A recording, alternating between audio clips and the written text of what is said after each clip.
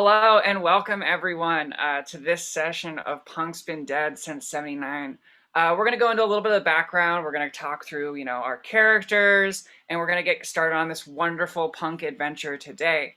But before we hop into that, to tell you a little bit about the game, I'm going to pass it over to Claire, the DM. Hello, I'm Claire, also known as @ClaireTheDM on most socials. We're here today to play a game in honor of my birthday, which was on Wednesday, but I'm a birth week kind of girl. And yeah, so the game that we're playing today is called Punk's Been Dead Since '79, written by Jeff Lewis. I found this game in my local game store in Chicago. I'm so sorry. I'm like watching this automated bot do things that I don't know that I would necessarily want them to do because it's banning people for spamming capital letters. Oh, that's hilarious. So sorry at Whiskey Whiskers. I'll figure that out eventually, but I not thought right that was what now. you were supposed to do in the chat. I Like, know how is that's that I also weird? thought that. I'm sorry. I'm so sorry. We'll figure it out eventually. Anyway, this game is called Punk's Been Dead Since '79. It was written by Jeff Lewis. Jeff is a super cool game designer, and they designed this game kind of in a grieving process, which I think is really, really beautiful. And I have convinced these suckers here to play it with me, some of them more than once, which has been really exciting. Um, and yeah, I started also running it a little bit on startplaying.games and like played with a group of fellows who really also fell in love with the game. So pretty much any opportunity I get to tell people about it, I'm always super thrilled. And yeah, I just love being a teen punk with my pals. So really glad to have everybody here today to experience it. Joyce. Awesome. So we're going to go over a few things about the game, kind of some norms and expectations, and then we're going to hop right into it. But to start, just for the people watching along at home and for some of our new players today, a little bit of background. So the version of Punk's Been Dead that we're going to be playing today is set in Elida, Ohio, which is a real town. It was the smallest one I could find on Google Maps. And I've been kind of doing a deep dive in the landscape and finding different locations and inspirations. Kendrick Woods is definitely a place that has appeared in a few places that is also a real-life location. But I will take this moment to say that any comparisons or, similarities between real-life locations or people that are referenced in this game are totally fiction. They're not meant to actually reference real people, and definitely not people that I interacted with on the punk scene in my hometown. There's no way that's going to happen. But before we hop into that, we're in Elida, Ohio. Most of our player characters are going to be living around Elida, and so we're going to kind of clear some space here for them to introduce themselves. It can be whatever you want to share about your character. Maybe it's some items that they have that they're proud of, things that they think make them an edgy punk on the scene. Just ways to identify them. You don't necessarily need to share stats if you don't want to, but it's whatever you're comfortable with.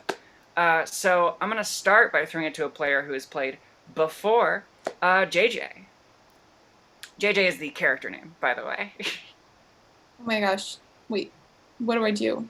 You can just tell us a little bit about JJ, Oh, the okay. character. I have my notes that I haven't read in. Oh, okay. That's okay. I totally threw you under the bus here. I'm really panicking. I've got my notes and I'm just gonna read them out loud. JJ is a state-ranked youth tennis player. She rages against the machine under her tennis pressure. She never goes anywhere without her signature dark eyeliner. She's learning to play the drums in secret, mostly so she can correct people who say there are no girl drummers.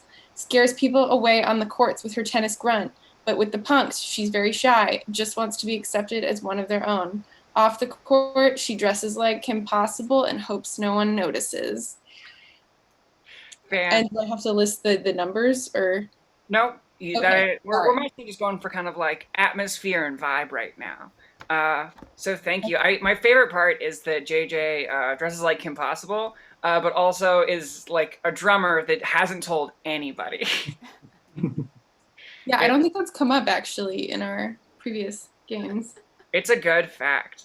Passing to another character who has played before, we have Luke Buzzard. Yeah, so Luke is 19 years old. Doesn't really have much going on. Like, still lives at home. Like, kind of hangs around the high school with a bunch of his old friends, and has mostly found himself in a niche of buying the underage people cigarettes in exchange for rides around town because he doesn't have his own car.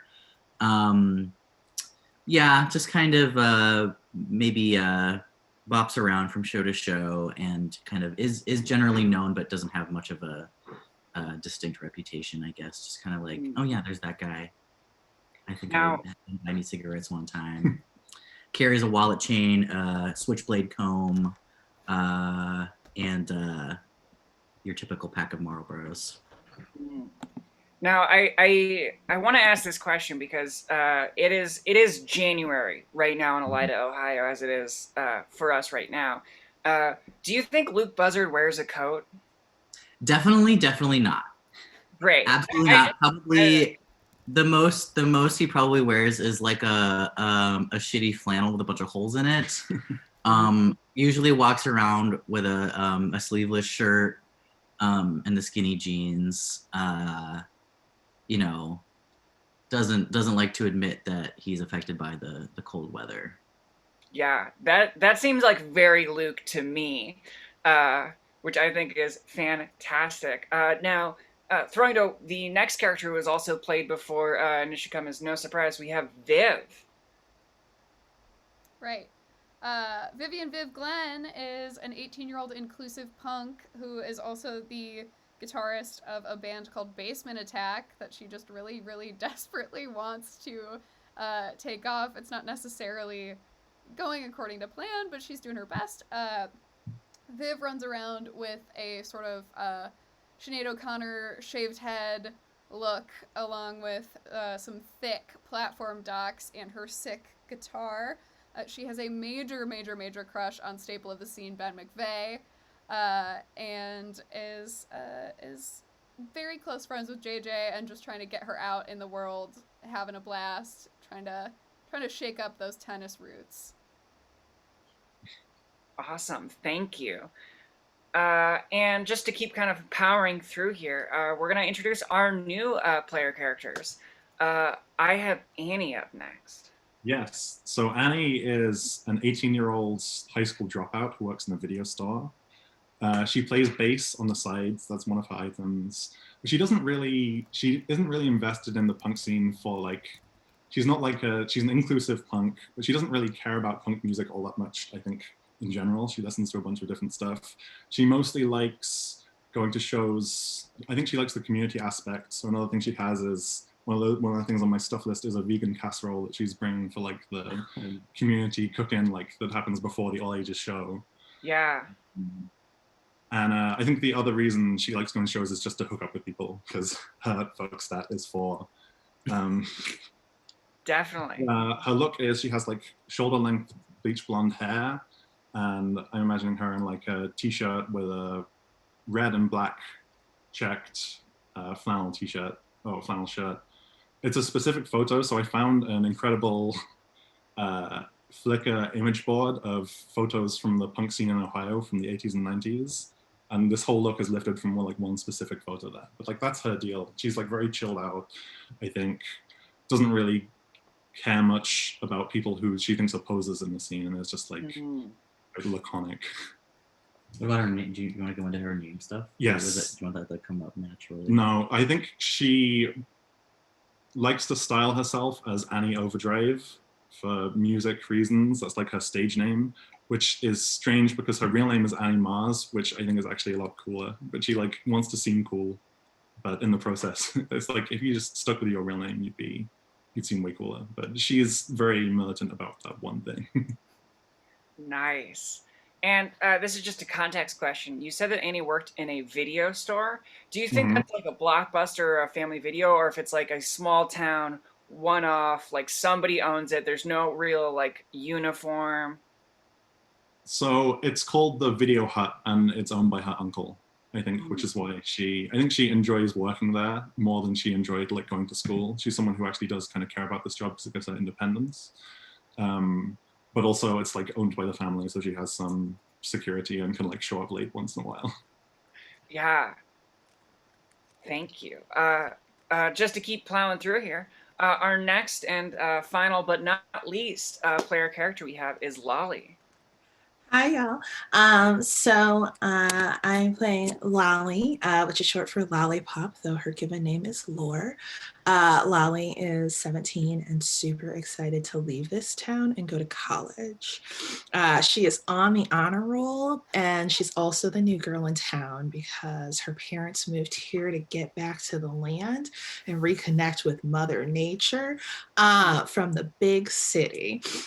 She loves wearing bright colors and is always eating candy. And she's straight edge, so no drinking, no drugs. And she tells everyone all the time. It gets annoying, but it's her way of being different. She also wants to be everybody's friend, but hasn't made any yet. She met Annie once at the video store while renting Hackers, which is the movie she tells everyone is her favorite movie, but her actual favorite movie is not Hackers. Mm. Are you gonna tell us what her actual favorite movie is? Not yet. I am waiting for that big reveal. So you said that Lolly's parents had moved from the big city. Is the big city in this context Cleveland, Ohio? It's Columbus, Ohio. Columbus, Oh my God. Ohio. Thank you. It's so cool. Because you mentioned that she was looking forward to kind of leaving the town and going off to college. Is she thinking of going to like, you know, a college in Cleveland? That being kind of like the beacon of culture that Ohio has. I think she's looking to get out of Ohio. Get out of Ohio. Nice. Through any means necessary, Any or means like necessary. a hardcore art school punk? You know, I don't know if she's really committed to that. I'll have to see what fits her image at the moment. I love it. Just kidding. All right, so we're about to hop in. I'll give a quick kind of spiel about the adventure we're about to go on for the evening or the show. I haven't come up with a really elegant way to call them yet, but I have really fun titles for each of them. It's, I think, my favorite part of the game. But before we do that, one thing that's referenced in the Punk's Been Dead player handbook that I am a huge fan of is communicating expectations before we start the game, and I like to tag on norms to that as well. So I'll talk about some norms of this little group here before we start, and then I'll open it up that any players can share expectations they might have for this game. It could be things that, you know, your player character is really trying to do. I know that Annie has a, you know, I believe 4 rating of fuck. So Annie might be trying to hook up with somebody at this show. You know, Lolly is straight edge. So Lolly's probably not looking to go get shit-faced at this punk show. So kind of just communicating stuff like that. It's really going to help us on our trajectory. So the first norm that I would like to communicate is, you know, a norm of being okay with being wrong. This is a game that some of us are playing for the first time. This is a game that some of us are playing for the 3rd time, but I'm bad with words, and honestly, I might get some of these rules wrong. I totally expect that at some point we will do something wrong in this game, and that is okay. The wonderful thing for me about tabletop role-playing games is that things can go wrong. And it's really just about, you know, the player experience and the kind of table rules we've set up for the day. The second norm that I would like to communicate is, you know, if you don't know something, never be afraid to ask it. We're never going to make fun of anyone for asking, oh, what do I roll here? Or, you know, should I do this? We can totally get a little meta with this. It's really just about having fun. Other big norms I like to communicate that I don't think we'll have an issue with, because I've never really had an issue with it in a game, is no personal attacks, and ideally, no hate speech. So let's keep that going. I don't think we'll have an issue with it today, but I'm gonna throw out there that those norms go for the chat as well. Also true. That's a good point. Let's get a big no hate speech in the chat. I'll start doing like very specific words so that nobody gets banned for letters. My mods are here now, so hopefully that'll be handled. My intrepid mods. Shout out to the mod squad.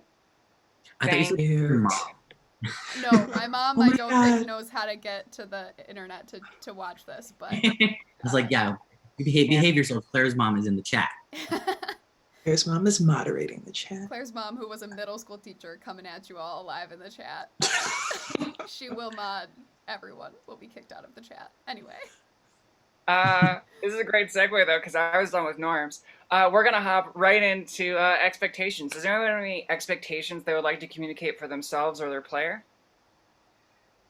I have an expectation of trying to keep up as well as I can after not playing forever, and just have fun interactions with my fellow players here, which I have a good feeling about. Got a good chance of that. I definitely think we will be able to do this. We'll pull that off. I like that. I mean, I as in JJ likes that. JJ is not the newest hunk on the scene, and there is like someone who wears like bright colors and doesn't drink, and I do feel like more comfortable and not like, oh no, I'm gonna be that person that everyone is like, she doesn't belong. Because there's another person that's new that JJ is also happy to welcome in. She's not like, I want to pick on this person. She just feels more comfortable because she's not the very newest person. And was it not Annie, your character, but a different Annie? Did we kiss last time? Can we kiss again?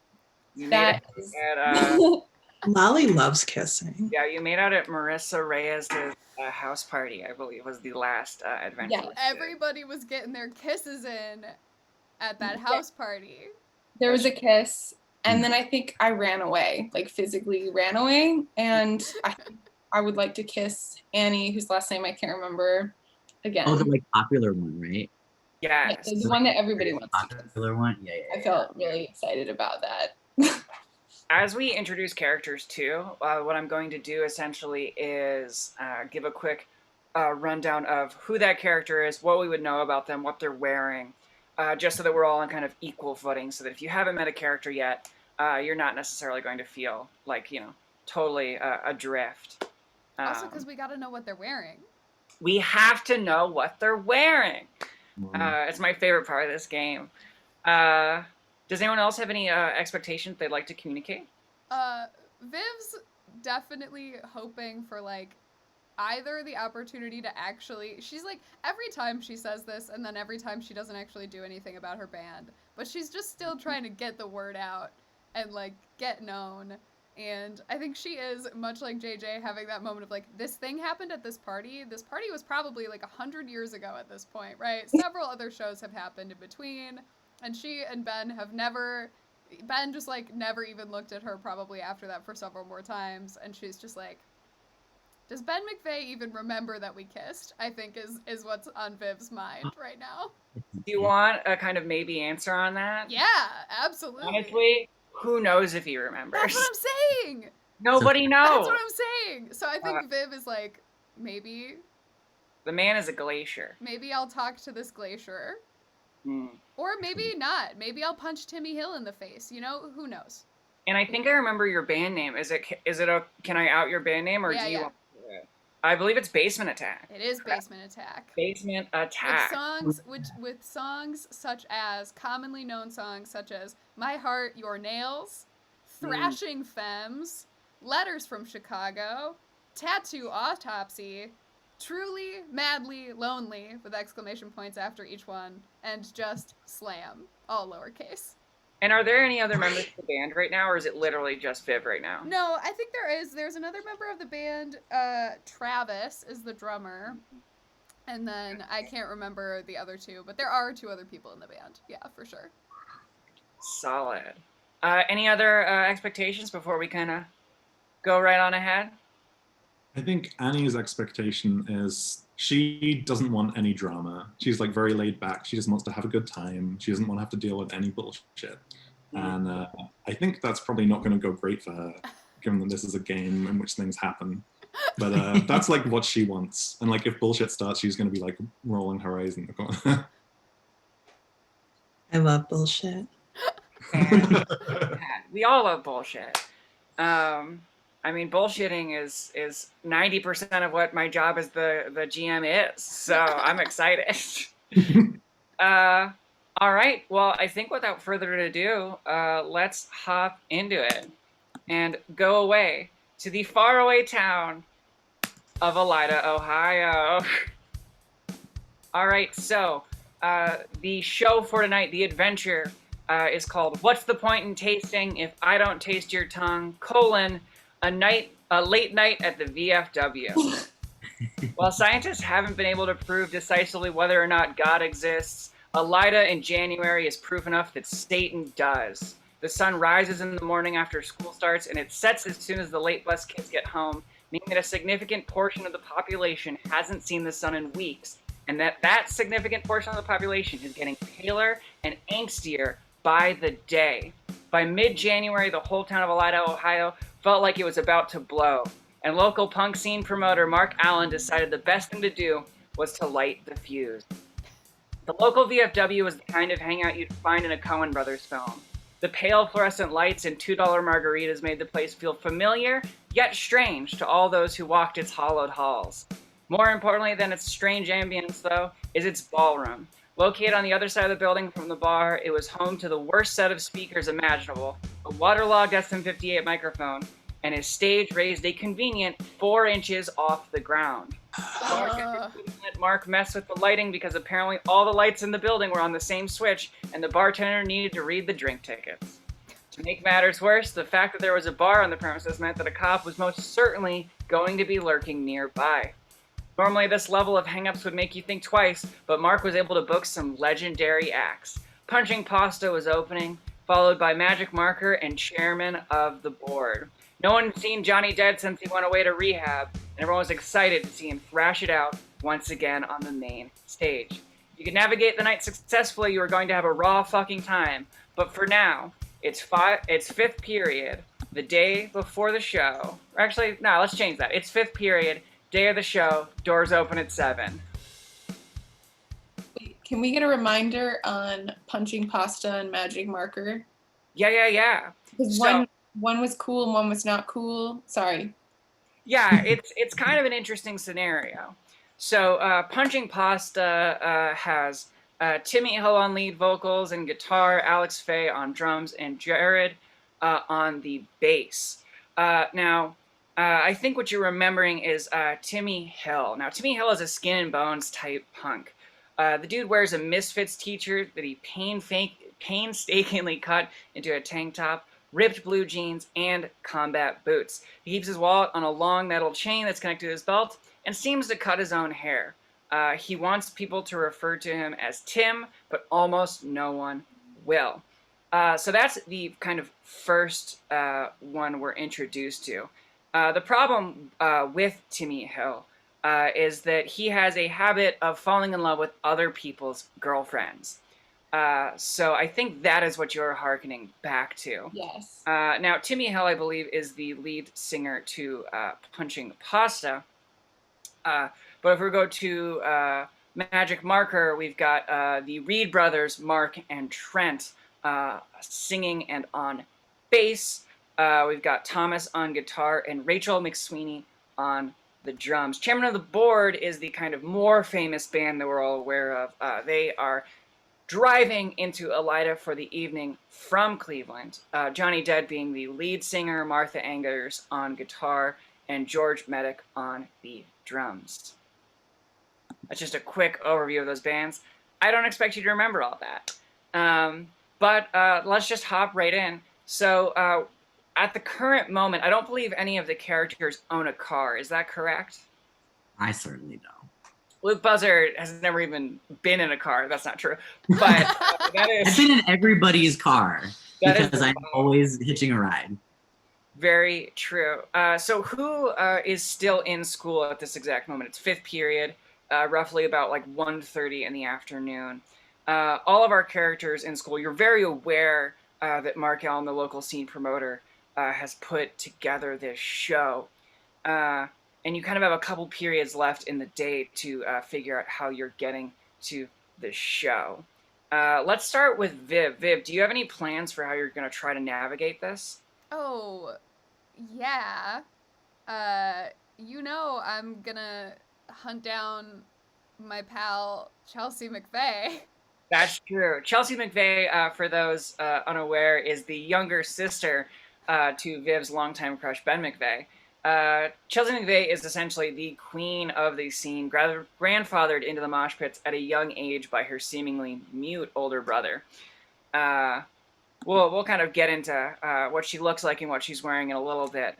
But you actually do have Chelsea McVeigh in your study hall that is coming up. So it's definitely possible for you to communicate with Chelsea if you would like. I think Viv has like a very large wad of like super sweet gum in her mouth as she's like turning to have this conversation with Chelsea, just disregarding the fact they're supposed to be quiet in study hall because the teacher's like just afraid enough of her. Because like she sort of did that thing of like definitely at one point going to the bathroom during study hall to reshave her own head and like coming back and like staring at the teacher and like daring him to say something, and he was like, I can't get involved in this. I think when she did that, she brought like shaving cream and like everything, or did she come back with like kind of patches? It was just an electric razor. She just brought her dad's electric razor that she like didn't clean before she used it and just like threw it in her bag, like fully with a giant cord and everything. But anyway, so she has this like giant wad of gum and just like turns around, full stretches around, and is like, Chelsea, What? are you going to the VFW? Yeah, no, the show's gonna be sick. How are you getting there? My brother Ben's taking me. Do you need a ride? Yeah, is there room in the van? Yeah, I mean, there's always room in the van. Ben is unapproachable. Sure. Is JJ also in this study hall? I don't know, JJ, are you?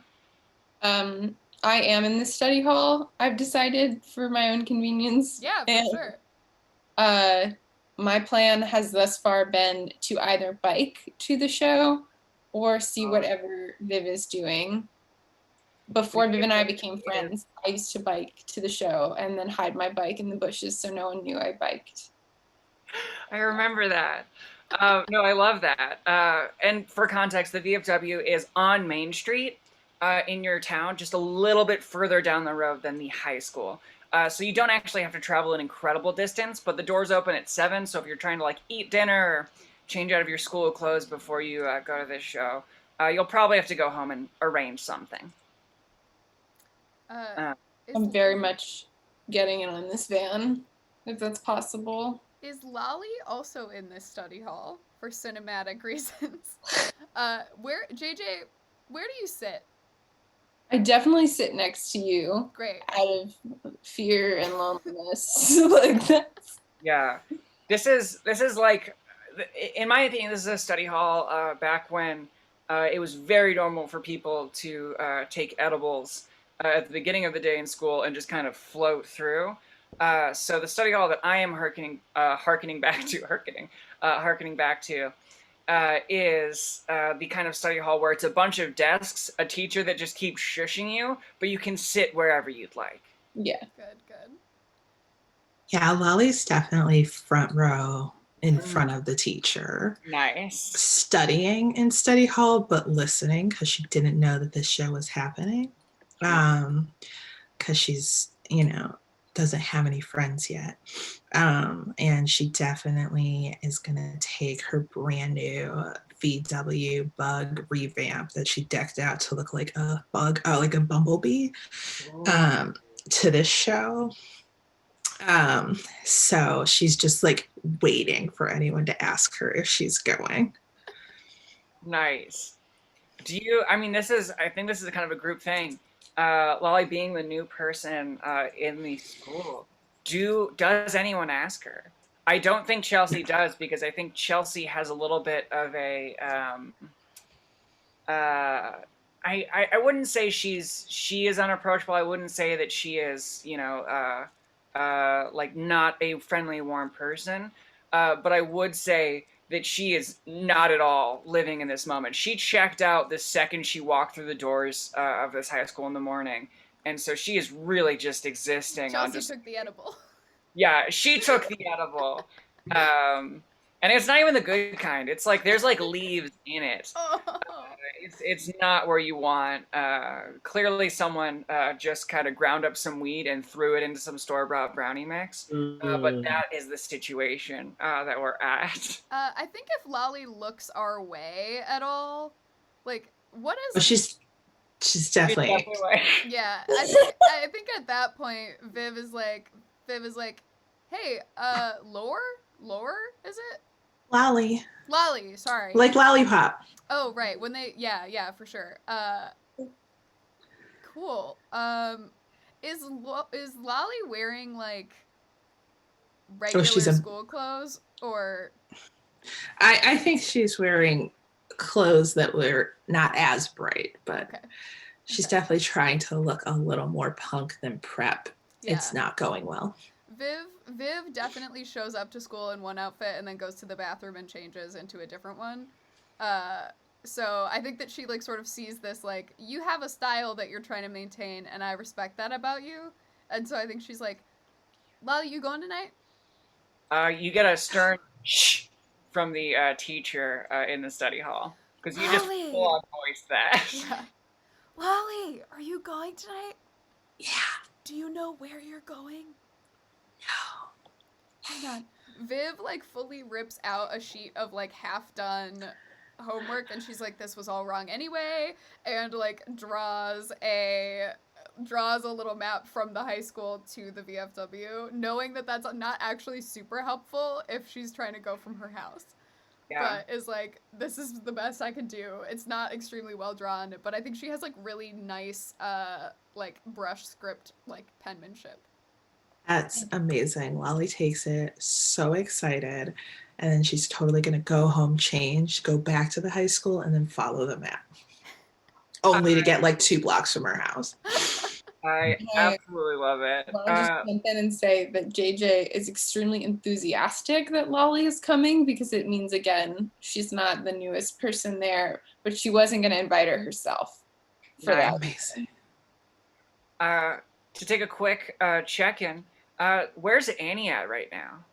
I think Annie's at work, like bored at the video store. I think it's pretty dead. I think she's in there with, I imagine there's like a 17-year-old high school dropout called probably something like Kevin, who is like there with her, and they're just like sat behind the counter, like probably just like watching a movie, which they're not really supposed to do, you know.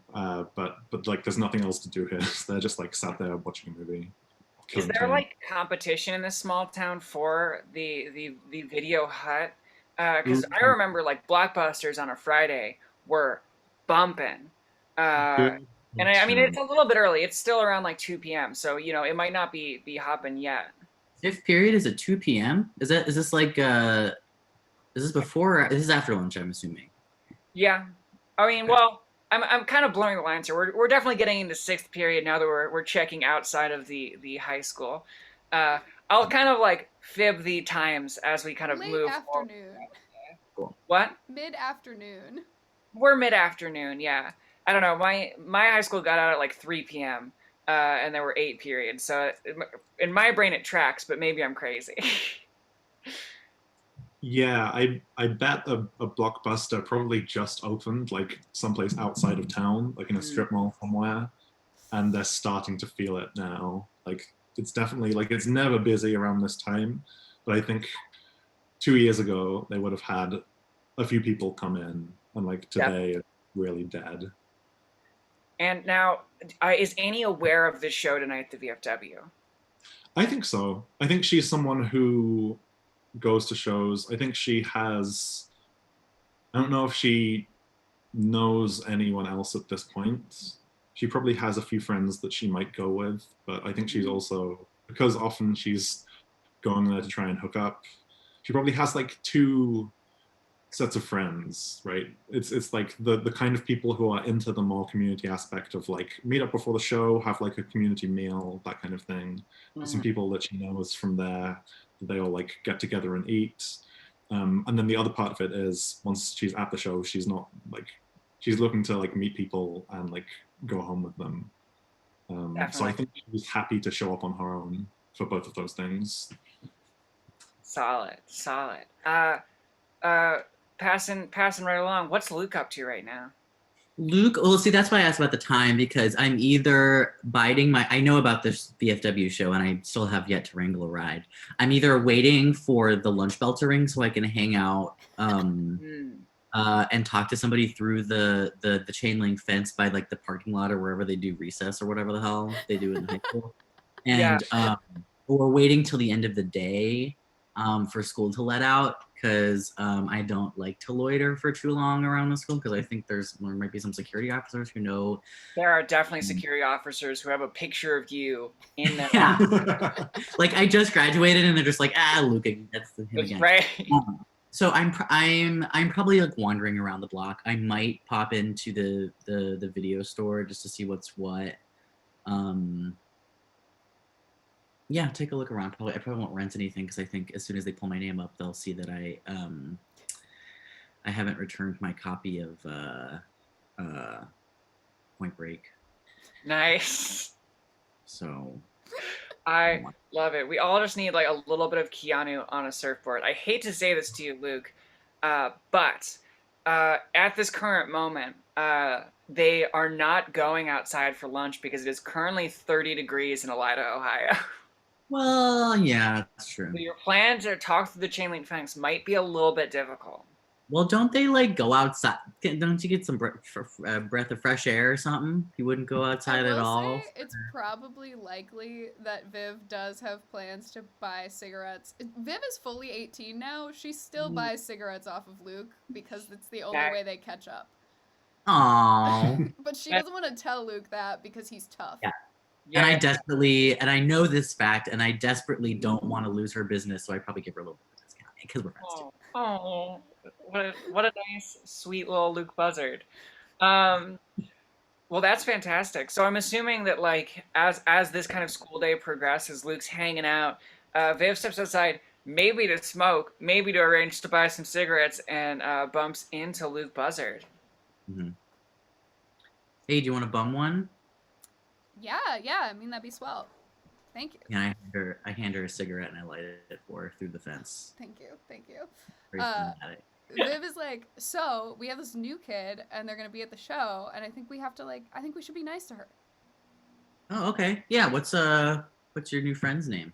Lollipop? Lolly, just Lolly. Like the Lollipop. It's we all have names that aren't necessarily our God-given ones. Luke Buzzard. That's my name. I know you don't believe me, but that's my name. Wow. All right. How are Some you of getting us don't need to come up with nicknames. Okay. Yeah. It's cooler. I mean, I'm not debating that. I'm just saying. Viv's like brutally red by this. I think I would have picked a cooler bird if I had have thought of that sooner. Luke Vulture? It's my Aren't they the same thing? Aren't vultures and buzzards the same? JJ comes out too because she's like, well, everyone's outside. I'm not buying any cigarettes though. Tennis. Yeah, you don't smoke. Or it's not actually tennis season, but it's always tennis season. Mm-hmm. In your heart. Don't start. I'm like, don't start smoking. I'm like, can I get one more though?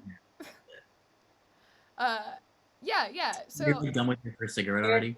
Yeah, Viv, is that like you're chain smoking? Like you just finished one? No, I'm gonna put the second one behind my ear because it looks cool. So cool. Right? Very classic. Yeah. A teacher is definitely going to try to take that out of your ear. She also definitely has like very small circular sunglasses that she's wearing outside, even though it's winter. But yeah, Viv like is fully smoking the cigarette, puts the other one behind her ear, and is like, "I will trade you a ride for these cigarettes as thank you." How come you don't have a car? Where are you going to ride from? Ben. Of course. I guess that's fine.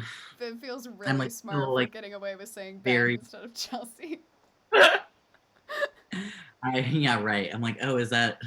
I'm kind of curious about that because I'm like, is that a thing? Did you guys? Did you kiss or something? But Yeah, we are did. I don't you? know. We did, but we'll see. I don't know. He's like, Hmm. it's fine. He's gonna be at the show. Chelsea's going. JJ's going. It's all happening. Mark Allen is gonna be there because he promoted it, and I feel like I can like, if I just remind him like one more time, maybe he just has to hear "Truly Madly Lonely." I don't know. We'll figure it out. All right. Whatever you say. At that point, like a teacher sticks their head out, and she's like, "Oh fuck." I'm like shuffle away like behind. Like, The teacher comes out and it's like, "What are you doing outside? You're not allowed to be out here. Sorry. Get back inside, Vivian." Call me vet. It's God. She like runs back inside to get to class on time. I say y'all from left. behind where I'm still hiding. Amazing. The teacher, Y'all like- left. Oh, Oh yeah, the teacher also like kind of like shakes her fist at Luke Buzzard, like as if Luke has been doing shit for years. Yeah, I'm like skittering away, but like laughing at Viv. Like, Right. amazing. Y'all left Ben in study hall, yes? Ben is not in high school. Chelsea is. Chelsea's. Ben is I'm pretty sure 19 at this point in the story. But I if I check my notes later and that's wrong, I will correct myself. He's an adult. Yeah. Ben's I know he was like a year above me maybe, so he might be like 20. Yeah, I think that's true. He's been taking like essentially just like base classes at the local community college. I don't think it is because he ever plans to graduate or go to a different college. I think it is because if he doesn't take classes at the local community college, he will be kicked out of his home. So that's just a little more kind of depth on Ben there. But anyway, we're just about at 3 o'clock, which means this might be a good little quick 5-minute bathroom break in a second. But does anyone have anything they would like to kind of throw out, things their character would like to accomplish before we start heading to this show? I know Viv usually likes to grab some cigarettes beforehand. If people want to go home and change into outfits, now is a great time. We could say that school has ended. If you want to give kind of a quick little elevator pitch on the outfit that your character has adopted for this punk rock ballet they are going to. I'll kind of clear the air right here for anyone to do any kind of last minute preps before we head to this show. It's crop top o'clock. Crop top o'clock. Let's get a crop And top sketch. I feel like, and that is, let me be clear, despite the anachronistic nature of this, it is a black turtleneck crop top a la Kim Possible. And also, JJ has a really big Gatorade bottle that is filled with a lot of Gatorade, but also just various mixed small amounts of alcohol. Yes. Apparent, like just a little bit from each bottle of clear alcohol into the Gatorade bottle so that her parents do not notice. Correct me if I'm wrong too, but I don't think JJ's parents would ever even suspect it. They are like, my student athlete daughter would Probably never. not. Mhm. Yeah, I think she's definitely one to miss. It's not that they don't think that she would ever misbehave, but like with the alcohol and like tennis, she's very careful. So she's not going to do that in a way that would risk her tennis situation. But it's not tennis season, it's the winter. So she's probably like in college for tennis and has not decided whether she wants to play tennis in college. Now we're getting a little autobiographical there, but like All these that's the Lolly would like to know where the mall is. How far is it? There's actually only strip malls in Elida, so you would have to drive a considerable distance. There would be time before the show if you wanted to go, but you'd have to like go to the next Perfect. Lolly's going to the mall. or potentially the dreaded Columbus, Ohio, because that is where a mall would be that you know where it is. That is true. Drive back, run into my high school friends as I enter the Hot Topic, and they are heading into the American Apparel. And I tell them that I'm punk now. And they laugh. I love it. I saw a meme on the internet recently that was just about how the massive downgrading that Hot Topic in our lifetimes has received. I remember the 90s, early 2000s Hot Topic had edges, and Hot Topic now is basically Forever 21, and I will never be okay with that. Hot Topic was where I could find peace. And also, you know, it just, where else was I supposed to buy a spiky collar? Where else? But anyway, does anyone else want to do anything? Viv on the way out of class is gonna run and catch up with Annie Wong and ask if she has any beer that she can buy to really casually suss if Annie Wong is coming to the show, because Viv is a solid wing woman. Yeah. Annie Wong, at the moment, is really kind of just dressed up in her, you know, everyday attire. If anyone is unfamiliar with Annie up until this point, Annie is definitely the most unobtainable girl at school. She's not a punk, but she's somehow nice enough and cool enough to float seamlessly between the groups of preps, jocks, and nerds. And if anyone claims they've ever hooked up with her, they are lying. And I'd like you to hold both pieces of information that JJ has definitely hooked up with Annie, but no one will ever believe JJ if JJ tells them, because Annie is that unobtainable. The woman is Helen of Troy and the Venus de Milo rolled into a high school auditorium. But you do actually see Annie before the end of the day, Viv. Oh, good. Yeah, I just want to run up to her and be like, "Hey, Annie, great to see you. Oh my God. Did your brother buy you beer last time? Is that a thing?" No, actually. I was kind of just running bar at Melissa's house. Oh, okay. So unfortunately, I don't really have any connections for that. But I'm pretty sure Emily Brennan actually does have a hookup through her brother. I bought beer through her last week. Awesome. Do you need a ride tonight? Actually, no. I'm gonna ride my bike. No worries. That's awesome. Gotta get the workout in beforehand. I get it. Yeah, you know, you gotta hydrate so you don't dehydrate. And so really, I just approach everything like it's a workout. Cool. Viv is like, I have nothing else to add. Yeah, that's awesome. Well, me and JJ will see you there. You remind me so much of her. It's wild. She kind of like turns her head to the side and thinks it's weird that you said that. No, the biking thing. Oh God, she probably doesn't want me to tell you about that. Never mind. JJ the bikes in the woods. So Annie's like, JJ bikes? Yeah, it's as like a workout.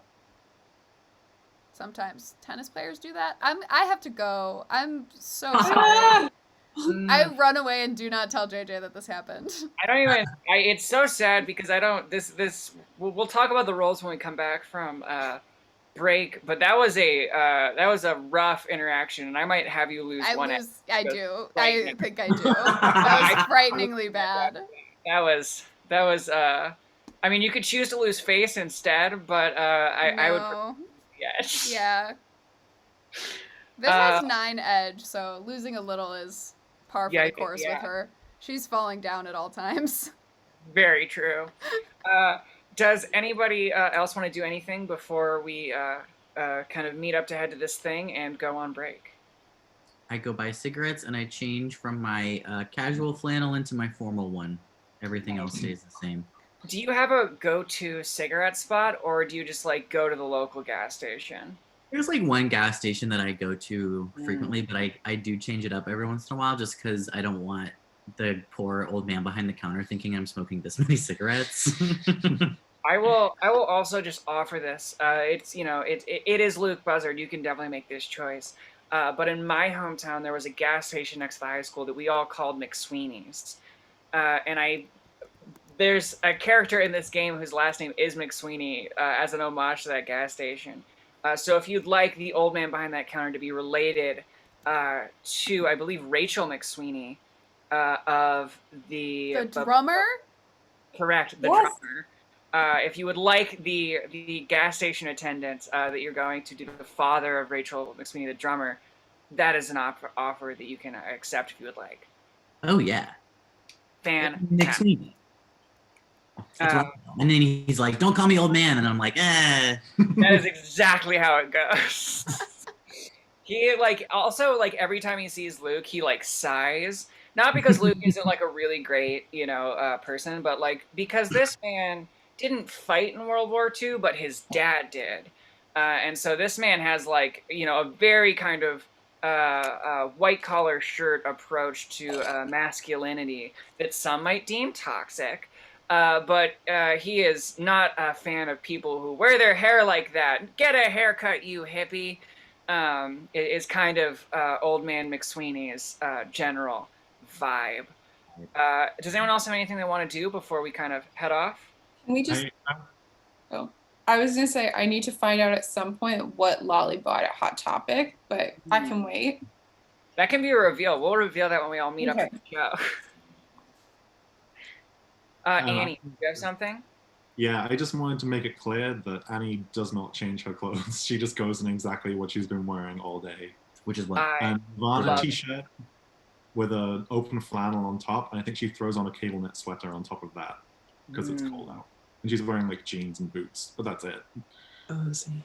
Nice. She goes upstairs to she's got a little apartment upstairs above the video store, and she grabs her casserole that she cooked already to take to this thing. She shows up early. Takes a casserole. Yeah, I think there's got to be is there like a side room at the venue where people do this? Like, is it the kind of all ages show vibe? Maybe this doesn't fit with this event, but no, it definitely fits. The way this VFW is kind of organized is it's really just two rooms. If you want to think of it, the kind of back offices and bar is like the central kind of block, and then the building spreads out in both directions opposite it. So on one side it's a bar that matches up to the bar front, goes back to the offices, and on the other side is kind of this banquet hall. So it's got that terrible raised stage I was talking about that I said conveniently sarcastically. It is both somehow 4 inches off the ground, and the edge of the stage is everywhere, so it's very hard to set up a drum set on it. But that being said, there are in the kind of back of this banquet hall area tons of fold-out tables and like metal folding chairs. So there will definitely be some punks chilling out before the show, sharing a communal meal. So that is very much in the theme.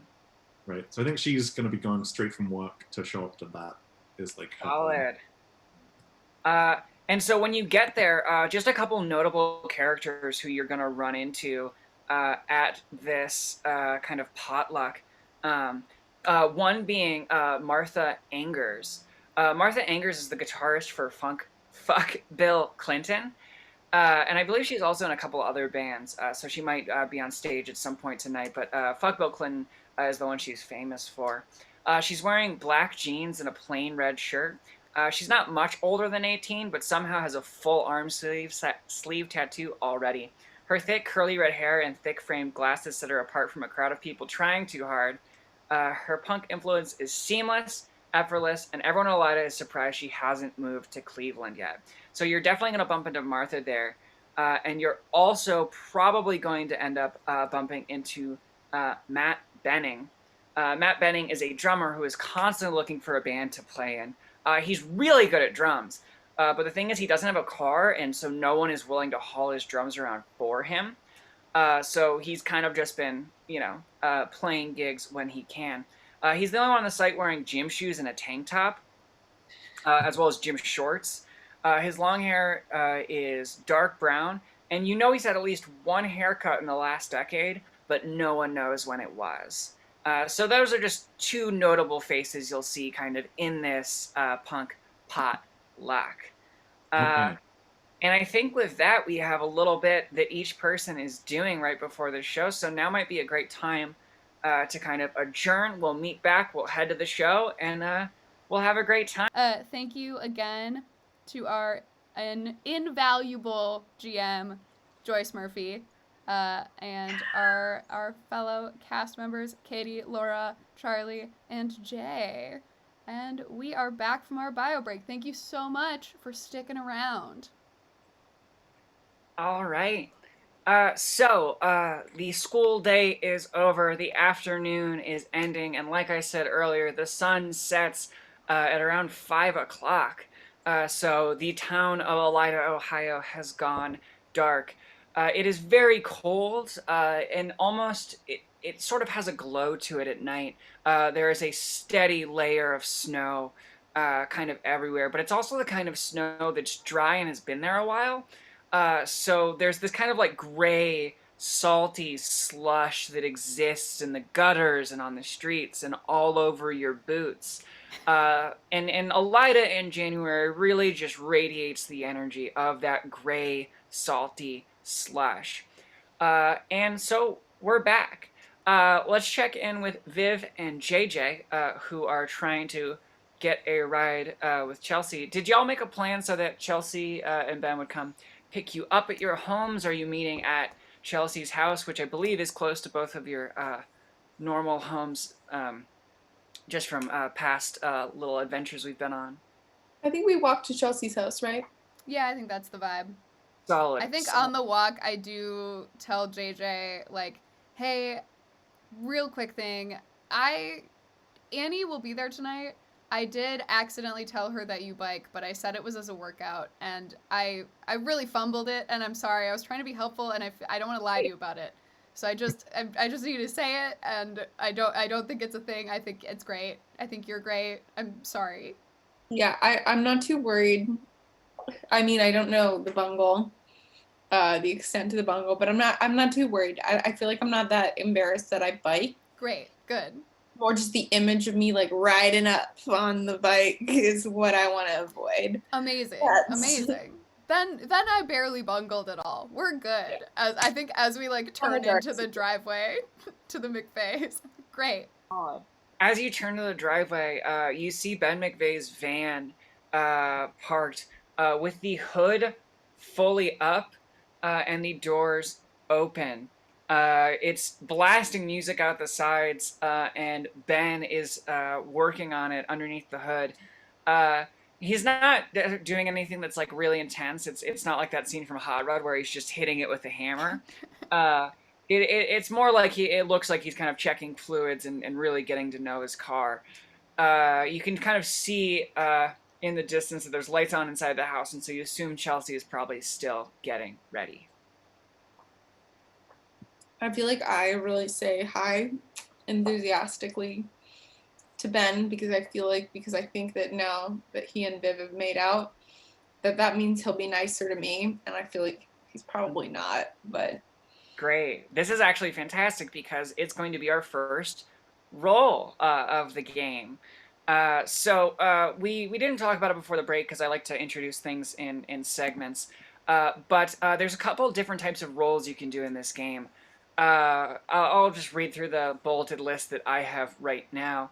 The main interacting with the world mechanics are throw down, which is when you want to use physical violence. You have to roll fight for that.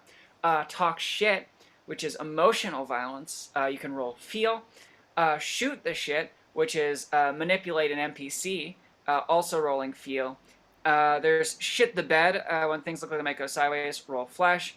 There's fuck back off to Iga, which when you need to when you need to get the fuck out, roll find. And there's get your shit together, which you can use to recover edge. But I'm going to make you do a shoot the shit roll. So do you have 6-sided die with you? My feel score is 2, so I roll. All right. I just got a 6 on my roll. Ooh, a 6. And wait, no, a 6 in the one die, and then I got a 1 in the second die. Fuck. Nice. Okay, so the thing is, you didn't necessarily fail this roll, but you're on kind of rocky footing with Ben right after the get-go. The man is a glacier, as previously stated. You're gonna have to really kind of sell yourself to him in this moment. What is the thing you say to him when you show up? I think I really want to know what he's doing to his car. Because I feel like I just maybe will know about that. And it's not clear if I do know about that even to me or whether I just will like listen and nod. and just be interested. Yeah. Honestly, you really aced this one because Ben doesn't like talking about probably anything, but the man will talk about his van. He loves that van probably more than any living person and almost more than several dead people. But so Ben is he kind of perks up a little bit when you ask him about his car. And he starts giving you kind of this lengthy explanation of what he's doing, making it sound very, very complicated. But the man is just changing his oil in this moment. But the reason he's doing it is because he noticed that his car was behaving a little differently. And I drink it in. I don't understand that he's just changing his oil. Nice. That's Viv, what are you up to? Oh, I fully am so embarrassed by all of this. She walked up with the plan of just being like, hey, and going to the door immediately and like not. So she, Not even acknowledging Ben. yeah, Nice. so there's this But now moment you're of kind like of stuck in the moment. being a little caught out. And I think she does try to do one like, that's really cool. Solid. Let's roll. I want you to roll a shoot the shit as well. Because Ben is a very difficult character to interact with. 10. A 10. He kind of nods at you, like approvingly, as you make. I turned on a heel on that thick platform boot that I'm treating my Doc Martens as winter boots because we all know they totally are. And heel turn right to the door. Like, gotta get Chelsea while I'm riding high. Yeah, no. So you enter the home, and it's a very typical Midwestern home. You enter, and almost immediately in from the door, there's a staircase going up to where you assume Chelsea's room is. And to the right is the living room, where you have Chelsea's mom sitting, watching not necessarily like a Jerry Springer type show, but it is a talk show that you have not ever seen before. You kind of hear Chelsea yell from upstairs, and she starts descending down these stairs, like a pure vision. So let's look at what Chelsea's wearing today. As previously stated, Chelsea is the queen of the scene, grandfathered in the mosh pits at a young age by her seemingly mute older brother Ben. Chelsea sports dyed red hair, a Dead Kennedys t-shirt, and black leather pants. That you think she might have gotten from the high school's production of Grease last fall. You're not certain where she got them. She's also got a spiked collar around her neck and eye makeup that would scare the Pope. Just some details to kind of flesh it out for the people who have not met Chelsea before. She laughs like a witch, and you might actually be, and she actually might be one in her spare time. And since 8th grade, everyone in the scene has been in love with her. That's just a quick rundown of Chelsea. She sees you and is like, "Oh, hey, Viv." Hey, do you think he'll be done doing? It sounded really complicated. Whatever it is. Oh, Ben. Doing. Oh my God, no. I don't even know why he's doing that. It's probably his car's fine. Oh, okay. Thank God. Cool. I just didn't want to have to walk. Yeah, no, it should be fine. Mom, is it cool if we head out? And she turns to her mom. Her mom does not break eye contact with the TV, and just kind of like grunts. And Chelsea takes that as an affirmative and follows you out the door. See you later, Miss McVeigh. When you go back outside, the van is semi put back together. There's still one open door. JJ, do you think you've already gotten in the van? Ben is sitting in the driver's seat at this point, blasting the heat. JJ, do you think you're comfortable enough around Ben to have gotten in the van alone with him? You're not like sitting next to him, but you're sitting in the back seat. Do you think? Yeah, I'm definitely way in the back of the van, knowing that is just simply my place. Just silence. Nice. Yeah, it just is logical to get in the van. It's not like I'm alone with. That's not what she's thinking about. Very solid. Now, Luke, I believe you were also getting a ride with them, or? Yeah. Great. And I'm hiking over. I think I'm like a little bit further than the two girls from Chelsea's house. So I've kind of been hoofing it for a little while. So I'm not like winded, but I'm definitely like breathing a little heavy. And he's, Yeah. Now, So I'm kind of getting there around the time that JJ has gotten into the van, I think. solid. As you approach, you kind of see Viv and Chelsea walking out of the house. Is there anything you kind of do to greet the group? Or do you just get in the car like soundless? I kind of like see the girl. I'm like, hey, and then like see Ben, and I'm like still very, very intimidated by him. So I just kind of like clam up a little bit, and then just kind of like wordlessly just kind of like get into the way back with JJ. Nice. And just nice.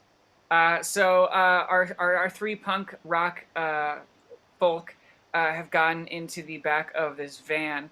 Gonna do a quick departure here. Lolly, do you think you would get to this show on time at 7 p.m. or do you think you're doing like a calculated fashionably late? Oh, I'm definitely calculated fashionably late. Also, I had to take the outfit I bought from Hot Topic a mere like hour ago and run it over with my car a couple times, like cut up a little bit of the Love it. sleeves. I definitely asked like the person at the counter like what was a punk band that was cool, and they definitely gave me one that was not. Like they like 100% gave me some like commercialized crap, and I was like, yeah. I'm like putting safety pins in it. Like I'm doing my hair. Like I'm not really worried about showing up to this show until like 20 minutes after it's supposed to start. Solid. But I'm frantic. Right. And now, Annie, I'm assuming you have arrived at the punk show, right? And you're kind of doing the potluck. What type of casserole did you bring? Ooh, good question. I think it's just like vegetables and vegetable stock. I don't think it's anything super fancy. I think it's just like all the vegetables she had lying around. She just like threw them in a pot. Yeah. And there's like a few other things in there. There's like someone brought salad. There are probably like some kind of gluten-free bread of some kind. And just like a group of people around just like snacking and eating before the meal. I think everyone who would show up to this kind of thing is someone Annie knows really well, because like she's from this town. This is her hometown. Like I think her deal is like in high school she didn't have very many friends, and then she dropped out, and it's only really after she left high school that she started like going to shows and meeting people. She probably went to the same high school as everyone else. She just like never really socialized with them. I think everyone here, like I think you said Martha and Matt are both people she probably would know pretty well if they're the kind of people who should. Definitely. They are fixtures on the scene. Right. Awesome. So I think it's just like chilling out with them. I'm assuming that Matt brought something like Jello. Like who brings Jello to a potluck? But Matt definitely brought Jello to this potluck. Martha probably just went to Jewel and like picked up a bucket of fried chicken, because that is like the aesthetic that Martha is going for. But yeah. Yeah, I think everyone's just like sat back in folding chairs, like shooting the shit, talking to each other, and like it's probably got to the point where people are like clearing the food away and like putting the folding table away in preparation for the show starting. It's like working that. Sick. I like that. So y'all are kind of getting the scene ready. Mark Allen has definitely shown up at this point because we're getting closer and closer to 7. Mark Allen being the promoter that set up this show, and we'll talk a little bit about him when the other characters arrive at the venue. So we're gonna jump back, and now we're in the car. Ben is driving on his way to the VFW. It's about like 15 minutes away. So he throws on some music in the car and does his usual shtick of just looking straight ahead, knuckles on the steering wheel as he drives forward.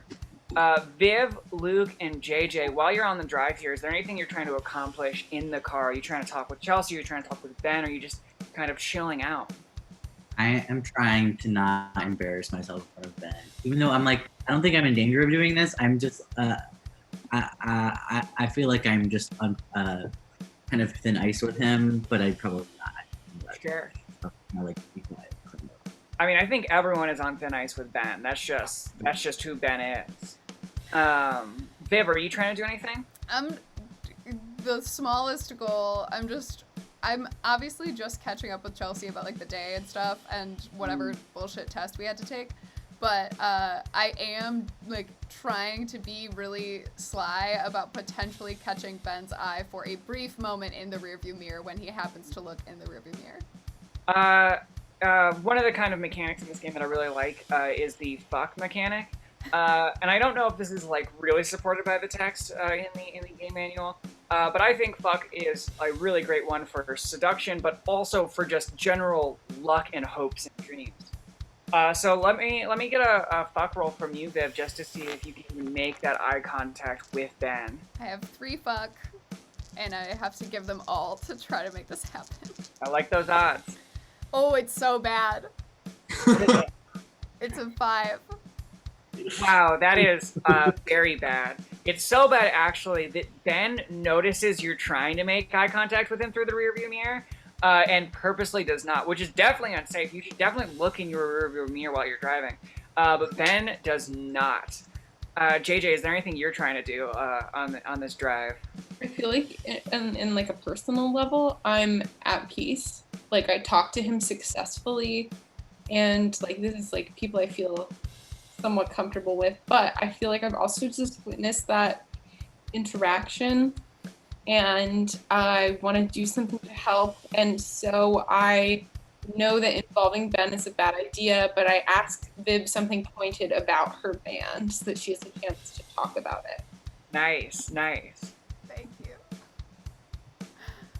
Yeah, I think Viv just takes the opportunity to be like, absolutely yes, and then like talks a little bit about like Travis is working really hard and he like soundproofed his mom's basement, and so now we get to like really go all out in the basement, and we're like planning a show, and she's like really psyched about it, and yeah, and it's just like gonna be super sick. She's buying new fishnets for it. Now, JJ, I'm going to give you the opportunity to roll feel if you'd like, but you do not have to for this interaction. You only can roll feel if you're really trying to repair. If you don't roll anything, we're just going to kind of exist in this moment, and it's not necessarily going to improve or deny Viv's chances with Ben, but you can make that gamble if you want to roll feel. I only have a 2 for feel, and so I don't want to do that to Viv. Got it. Awesome. So, cassette tapes that Ben has in his car continue to play. Y'all arrive at the VFW, rolling into the parking lot. It's actually really fortuitous timing because Lolly has also just pulled up in her Volkswagen Bug, looking very much like a punk piloting a ladybug. So the doors of the van swing open, and Lolly sees y'all all kind of start to hop out into the parking lot of the VFW. Things that all of you will notice at this time is there's a couple people kind of shambling about in the parking lot. It might be a little bit difficult. Normally the parking lot is a great place to try to score cigarettes or beer at a punk show, but it might be a little bit more difficult tonight, especially because this is a VFW that has a bar inside. So just that for context. But there's some people shuffling around the parking lot. Now, one of the people you do notice right away is standing at the door to the VFW. It's Mark Allen. Now, to give a little background about Mark, Mark is seemingly ageless. His body and hair make him look easily 25, but his smoker's voice and deep-set bags under his eyes show the telltale signs of middle age. Mark knows everybody, though. Hell, in a lot of ways, Mark is the scene. You can always count on him to supply you with cool new tapes to listen to, and if you're respectful, he'll even let you bum a cigarette. He's got a members-only jacket on, black jeans, a white tee, and his head is always shaved in a tight mohawk. So you all enter into the parking lot. Annie, you would also be very aware of Mark because he, like I said, is basically the scene. He promotes a lot of these shows. So you've even probably talked to him already tonight. It's about $5 a head for people going into this show. But if you wanted to roll for it, Annie, you might not even have to pay that $5 because you kind of came early, did the potluck, probably are helping set up the band right now. Mm-hmm. What would I have to roll for that? Usually, I think feel is a pretty solid manipulate NPC role. So let's go with feel. Okay, that sounds good. I have a 3 in feel, so. Oh, Ooh, that's an 11. nice. That you definitely don't have to pay. Mark is just happy you're there to kind of lend credibility to this VFW show. So, Annie, do you think your character, or I guess just Annie, do you think Annie smokes? Good question. I think probably no, just Got it. because I think it's something she just never picked up. I Got think because she, when younger, was like a little bit more straight edge, was like a little bit more introverted. By the time it got to the point where she was like in the scene, she was already old enough to be like, this is kind of a thing I don't really do. And it costs money as well, which Yeah, I think and she. money, which is the downside. But that's okay. I think then if you're comfortable with it, just for the sake of this moment, you'll probably already be inside the venue at this point. You wouldn't be outside smoking, and you got there early enough that you're definitely helping set up. To our players who are outside in the parking lot, what do you want to do? I think I'm gonna go up to him and so I'm like, oh yeah, hey, like I've already, as soon as I step out of the car, I grab a cigarette and light it. And is Mark, or he's already smoking? Oh, Mark never stopped smoking. That man is a puny. I go up and I'm like, and I think we're like pretty cool at this point, but I'm still like always just like trying to impress everybody. Yeah. But, like, in a casual, cool way. You know, I'm not like trying, but I'm super trying really hard at all moments. I go up to him and I'm like, hey, like I don't say this, but I'm like, yeah, let's like smoke next to each other. Yeah. Roll a skill and tell me what you would say to kind of try to impress him with your punk stature. I say, hey, like, I like probably just don't come up with anything to say at all. I just kind of like.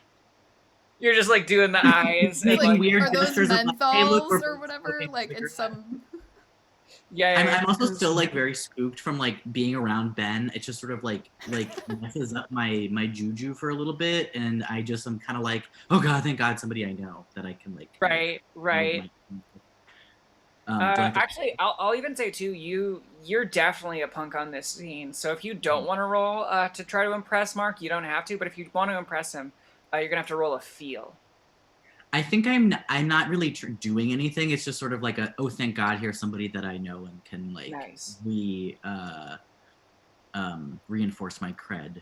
Solid. He kind of like you're having a conversation essentially by not really saying too much, which I think is very kind of stoic punk, which works really well.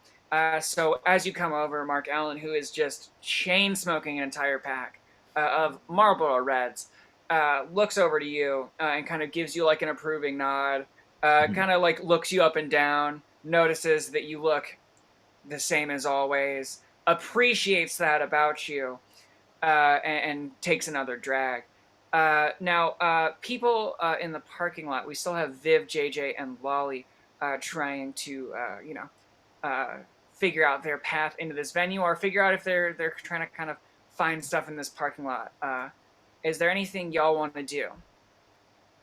I definitely see Luke for the first time and like time stops. Wow. And those lights go up. Oh my god. And there's fog and a spotlight, and I am just like in love. Yeah. Because I just think he's the coolest person that I've ever seen in my whole life.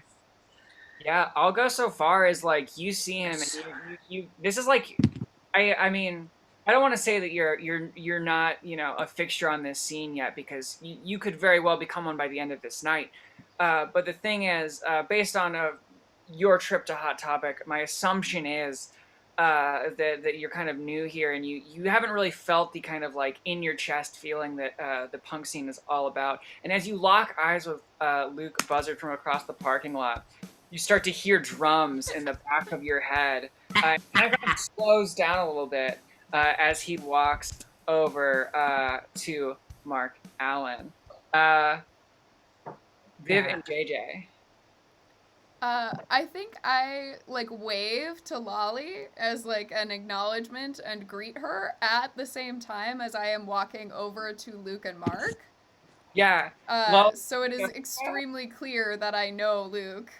Uh, Unintentionally clear, but yeah, and Viv is also in that like being around Ben. I have my juju is off, and so she's like I'm gonna say like three like two like one thing to Mark and go inside, and it's just gonna like remind him that I exist, remind him, and like bonus points if the band exists. I think she's actually saying all of this out loud to JJ as they're like walking over.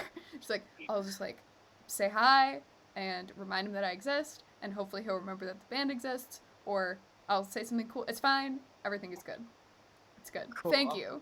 She like thanks JJ for the moment of like kindness, and like I was floundering in the van.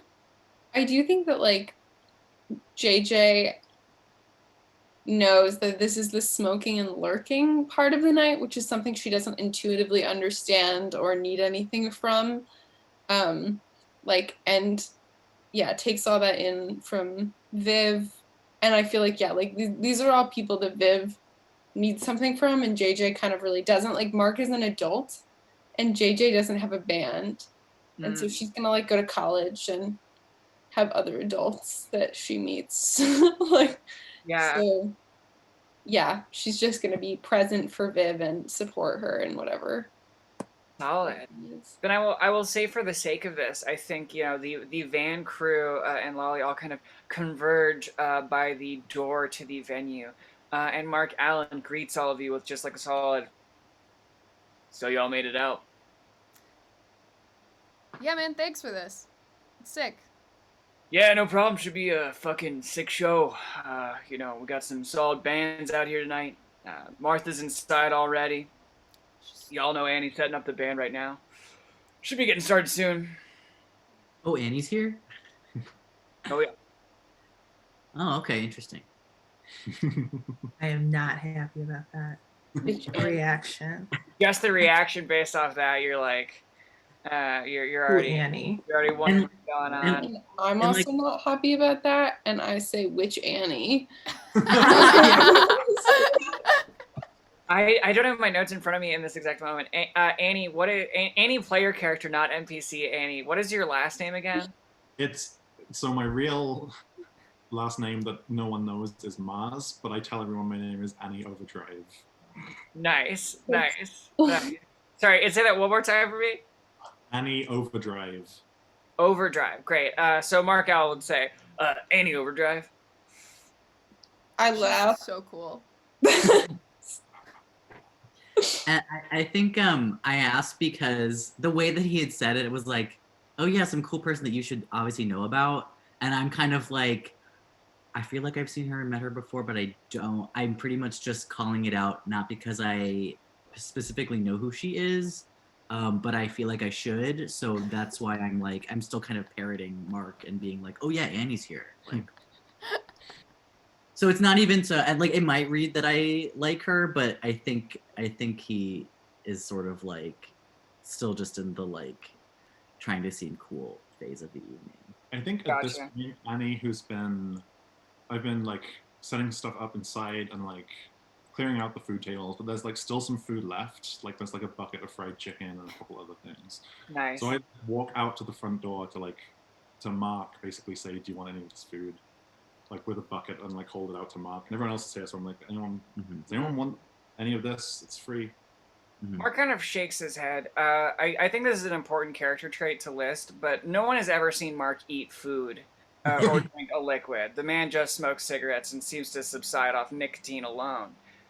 But Chelsea, not being a huge fan of her mother's cooking, kind of perks up when you say that and is like, "Oh my God, wait, is that up for grabs?" Yeah, for sure. Help yourself. Oh my God. She quickly reaches into her purse and hands a $5 bill to Mark Allen and kind of runs inside back to that buffet table, thanking you, Annie, on the way. Mark kind of turns over and looks at Ben, who's kind of trying to decide, I think, in the way that, a a obelisk of a man can decide if he's going inside or standing outside for a minute. And he kind of just looks at him and is like, "You look like shit like always, Ben." Ben looks at Mark, just kind of nods his head. And that's that whole interaction. They're just kind of standing there. Ben, at being called shit, decides he's gonna have a cigarette, so he kind of lights one up. So are people trying to go back in the venue right now? What is the play? I reach for my pack of cigarettes because I can tell Ben wants to smoke one, but I quickly hide it away because obviously he has his own, and I'm just like, Gotcha. You're like trying to pull an offer, but you're like, yeah. Nice. I'm back into like weirdo mode, and then I maybe probably like take a couple of those chicken wings, and then I like look at you, and I'm like, oh yeah, I know who that is. I'm just like, hey, Luke. Like, oh hey, Annie, right? Mm-hmm. Molly definitely realizes after looking at her wallet that the show's $5 and not the $50 she thought she overheard, and she only has 100, so like $100 bill. So rather than embarrass herself, she says she has to run to the ATM and get some cash, and then hightails it to her car and drives away. I think she doesn't make it that far. I think as she says that, I think Viv assumes that she did not hear that it costs money, and just pulls the 10 that she brought out and is like, "No, I got you," and just like pays a $10 bill. Very nice. Except for I have to go to a design meeting. Oh, you have to leave, but she does pay, and Lolly goes into the show. And Lolly goes into the show. I had so much fun playing. I will not lie, I could play this all of the time. Oh my gosh. Thank you. Happy birthday. Thank you, Rich Lolly. I had so much fun at this show. Where's that Lolly problematic? She's so beautiful. There are gonna be some redecorated notebooks. Yes. Who's that guy from Columbus? No one. Bye. Okay. Goodbye. So sorry. Parting is such sweet sorrow. Absolutely brutal. Absolutely brutal.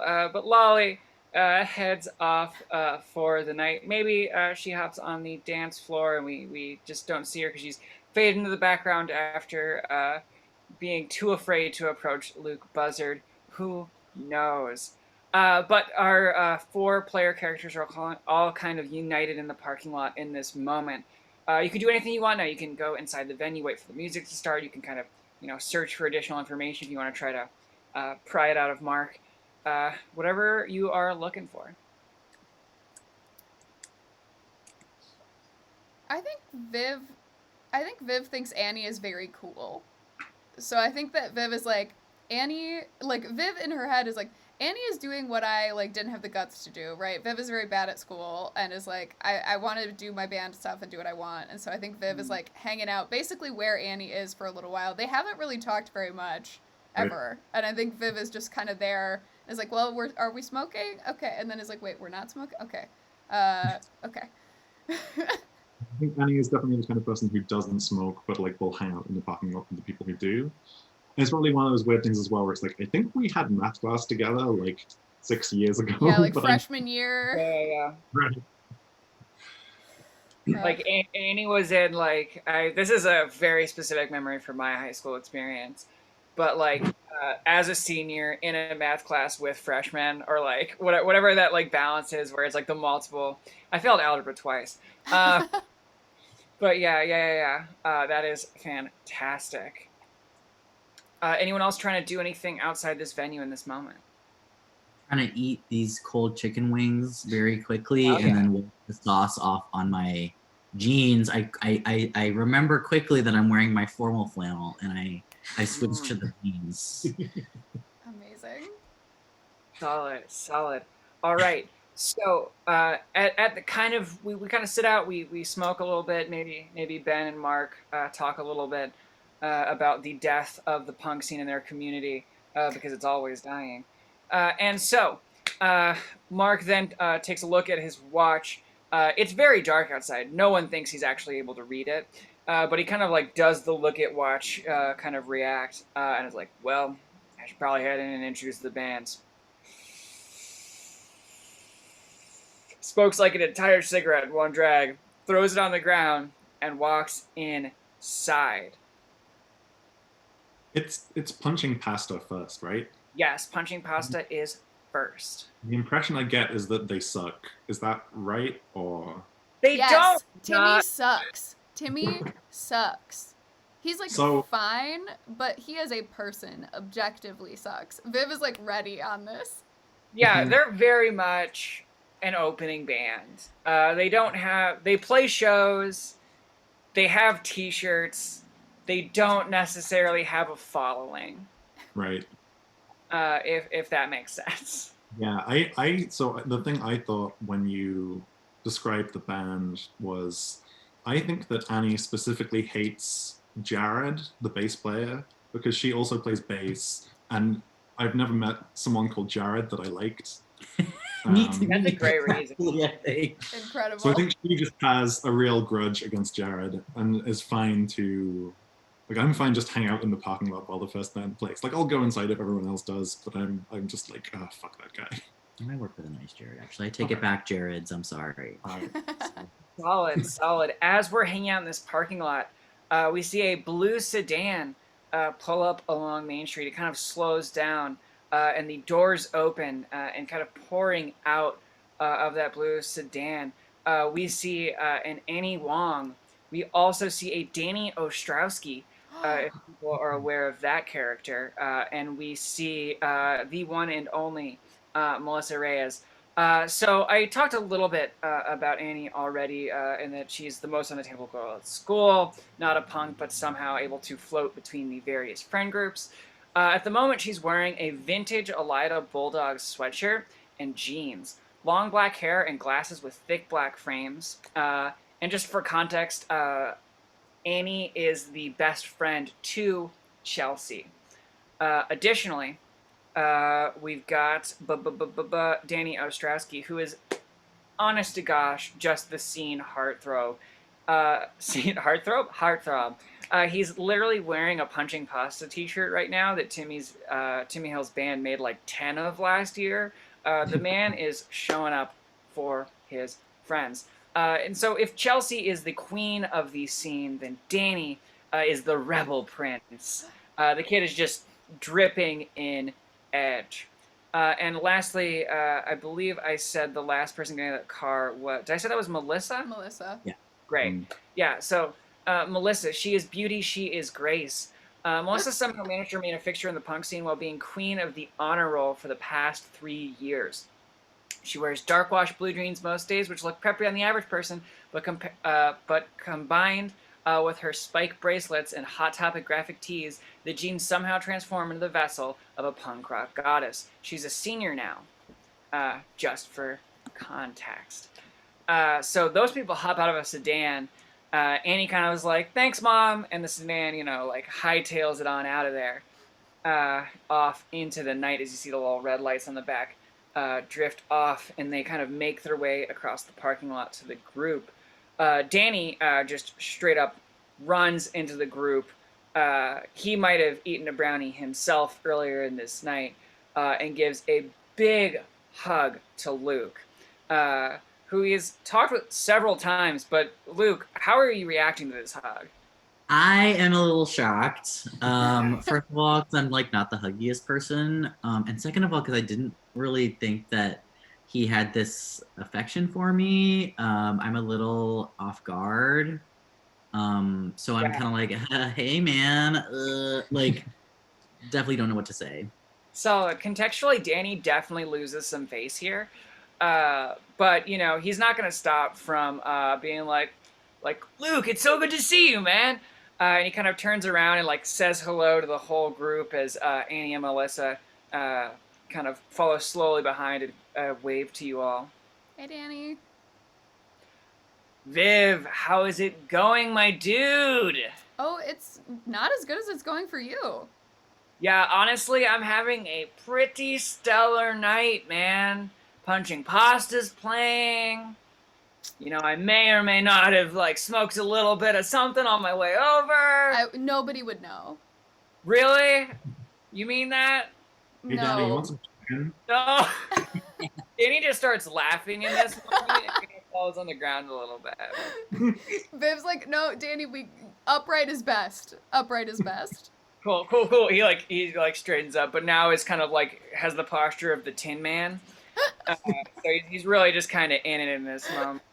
The fried chicken, yeah, absolutely. Whoever handed Danny the fried chicken is amazing. Yeah, he's eating it like that. I really shouldn't just talk about memes on this stream.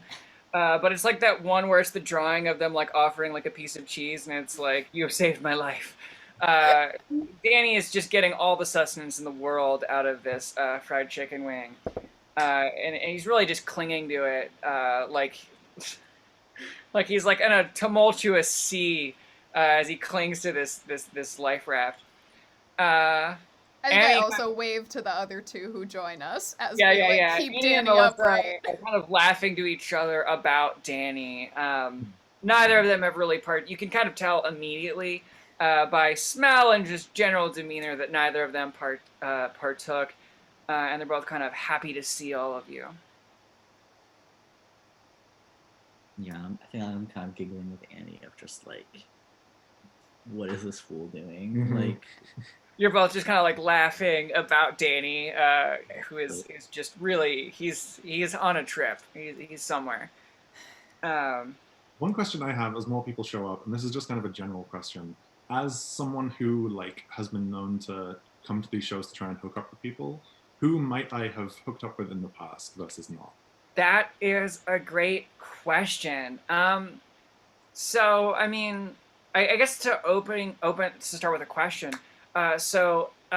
What kind of people is Annie trying to hook up with at this show? Because theoretically, I mean, based off the kind of how the roles and the rules work in this game, you can hook up with any player character. You could hook up with Mark Allen if you want. I don't encourage it. The man's a full-on adult. And most of y'all are teens, but I think people around the same age. She's definitely like queer, will hook up with anyone. I think her standards are like, if you're cool, I will. Like, I think someone like Danny is probably like too goofy. I think like not super high standards. I feel like No, I'm talking about Danny, not you. Right then, so. I'll say that I was gonna say we probably haven't, but probably because we haven't like super interacted a ton, but we like are like aware of each other, and like I probably read, as like, I don't know. I don't think I'm like the most flirtatious. Right, you don't have like a super horny energy. Yeah. I think I can like turn it on and off, but I mostly just like don't. Right. Give off a scent. Solid. I think also I'm not like the kind of person who will really doggedly pursue anyone. I'm not like someone who's like, I must hook up with this person. Right. I'm gonna put a lot of effort in. I'll like talk to people, and like if it happens, great. If it doesn't, then that's fine too. And I don't. I know. Right. I think that's part of it.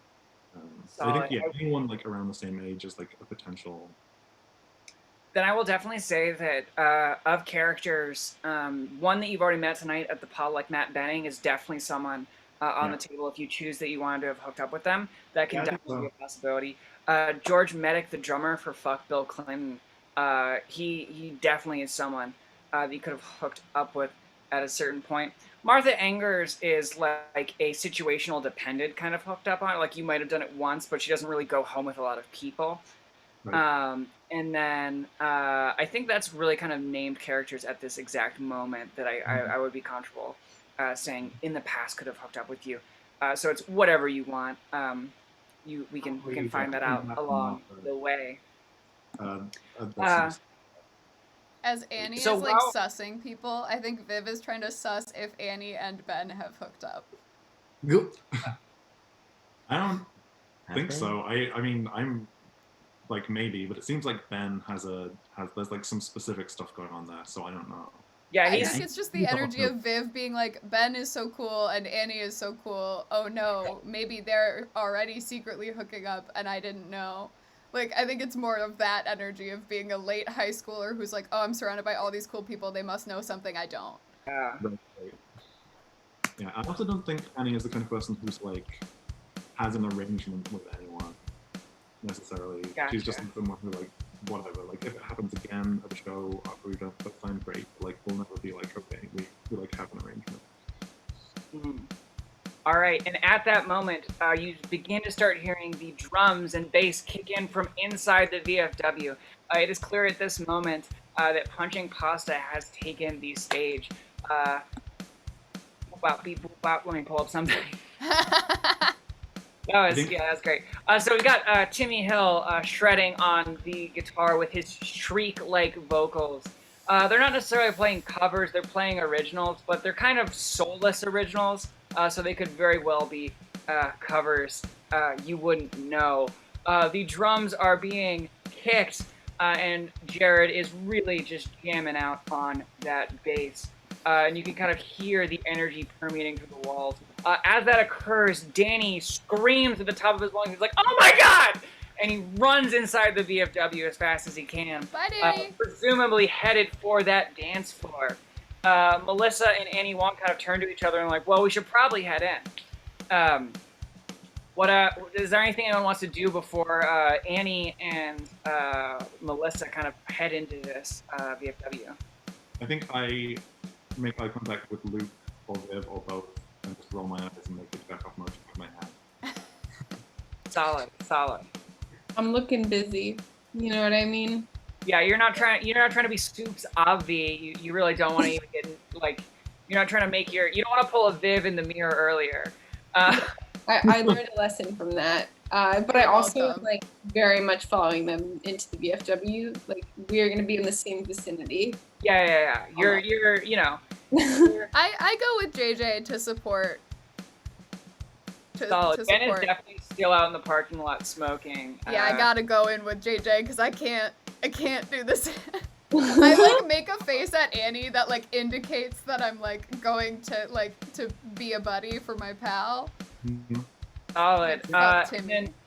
then Luke, are you trying to do anything in this exact moment? I'm just kind of like, all right, I'm just gonna shuffle in and like, I've probably seen this exact set before, but like, and like kind of. Alrighty, so we shuffle in and we are greeted with the interior of the VFW.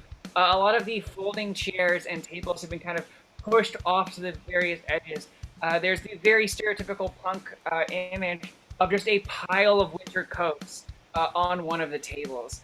It's kind of like, I've never been worried that anyone's going to steal my things at a punk show. Because one, if you're at a punk show, you probably don't have anything. So no one's digging through those pockets anyway. But here we are. We are in the scene. You look forward, you kind of see the band. The music is bumping, but the lights are something. They're not really dynamic at all. It is just that kind of bright, pale green fluorescence. And there's people sort of dancing on the dance floor, but it hasn't really come alive yet. What does everyone want to do? Hang out on the wall. I haven't been moved to start dancing or anything yet, so I'm just gonna kind of look around, see who's here, just check it out. I'm gonna hang out with Luke because I do not want to dance to this band. Solid, hanging out on the back wall. Danny has made his way onto the dance floor at this point and is really enthusiastically bumping into people, which is not uncalled for, but he's a little bit happier to be there than everybody else in the group right now. Viv, what are you up to? How tall are the ceilings? The ceilings are low as hell. They're low as hell. If you were to jump, you could touch. And also, just for context, these ceilings aren't like a solid ceiling. It is that lowered, like checkerboard type ceiling with the tiles. What do they call it? Tiled ceilings. I know exactly what you're talking about. But it's got like water stains on it, and they're all like. You're not allowed to smoke inside the VFW, but there was many years when you were. So everything kind Drop of has ceilings. sort of. Thank you, chat, for the drop ceilings. Yes! Love the chat. So it's a drop ceiling, and we've got water stains and kind of a residual brownness from the years and years and years of cigarette smoke. that answers your question. It does. Viv is trying to figure out how to, if it is possible to pull some of the fluorescent light fixtures out, like the bulbs, out of the fixtures over the dance floor. That is definitely possible. She's like not doing it right now, right? But she's like sussing the situation. She is also not very tall. I think Viv is like a strong 5'1". Like I think she thinks she reads like 5'6", but she's 5'1". And so she's like, I know I could I jump and clear that? That would be really messy. So she's trying to like suss the move, but I think she's like absolutely thinking during the next band she's gonna ask to get on someone's shoulders and pull the fixtures out. Gotcha. She's got this is the energy she's bringing. She's like, it'll be everyone will have a better time if there's less light, and apparently they can't figure out how to deal with this themselves. Gotcha. She's done this in a lot of basements is really the energy. Yeah. All right. So song 1 kind of slows down, and we are moving into the second half of Punching Pasta's set. More people are starting to dance. They're really kind of getting into it. And Timmy Hill really just kind of screams in the mic. The beginning of this song is intense, but it's the right kind of intense for this moment. And we really start getting into it now. At this moment, we see Annie and Melissa kind of take to the dance floor and start kind of moshing and bumping around with the group. We also are going to see a couple other recurring characters. Matt Benning is officially on the dance floor. And we've also, I think Martha is not dancing yet, but at this current moment, we also are aware of an Emily Brennan, another recurring character, is on the dance floor currently. I would, of course, like to dance. Just because I like to dance and to stay in Emily's vicinity. Oh my god, Emily? Sorry, Annie. What do I have to roll for dancing? Is it flesh? It's flesh. Wow, you nailed that one. It's definitely flesh. What's your flesh? It's 4, and I just rolled a 5, and I'm rolling 3 more times. Nice. 2, 7. We're at 7. 11, and then we're good. And then so I got 16. We're well, I guess it's the 2 highest dice it's the that you 2 roll. highest. Oh, I'm so dumb. Not dumb. That is okay. One of the norms is that we are going to mess up at some point in this game. I forgive myself already. What were the dice that you rolled though? I think it was like 5 and 5 or something. That's a success. Yeah. You are on the dance floor, really bumping and grinding with the rest of them, and just having a great time. I'd say that was a good roll. Melissa and Annie are definitely kind of around. They see you. They see that you're in there, happening with the party folk.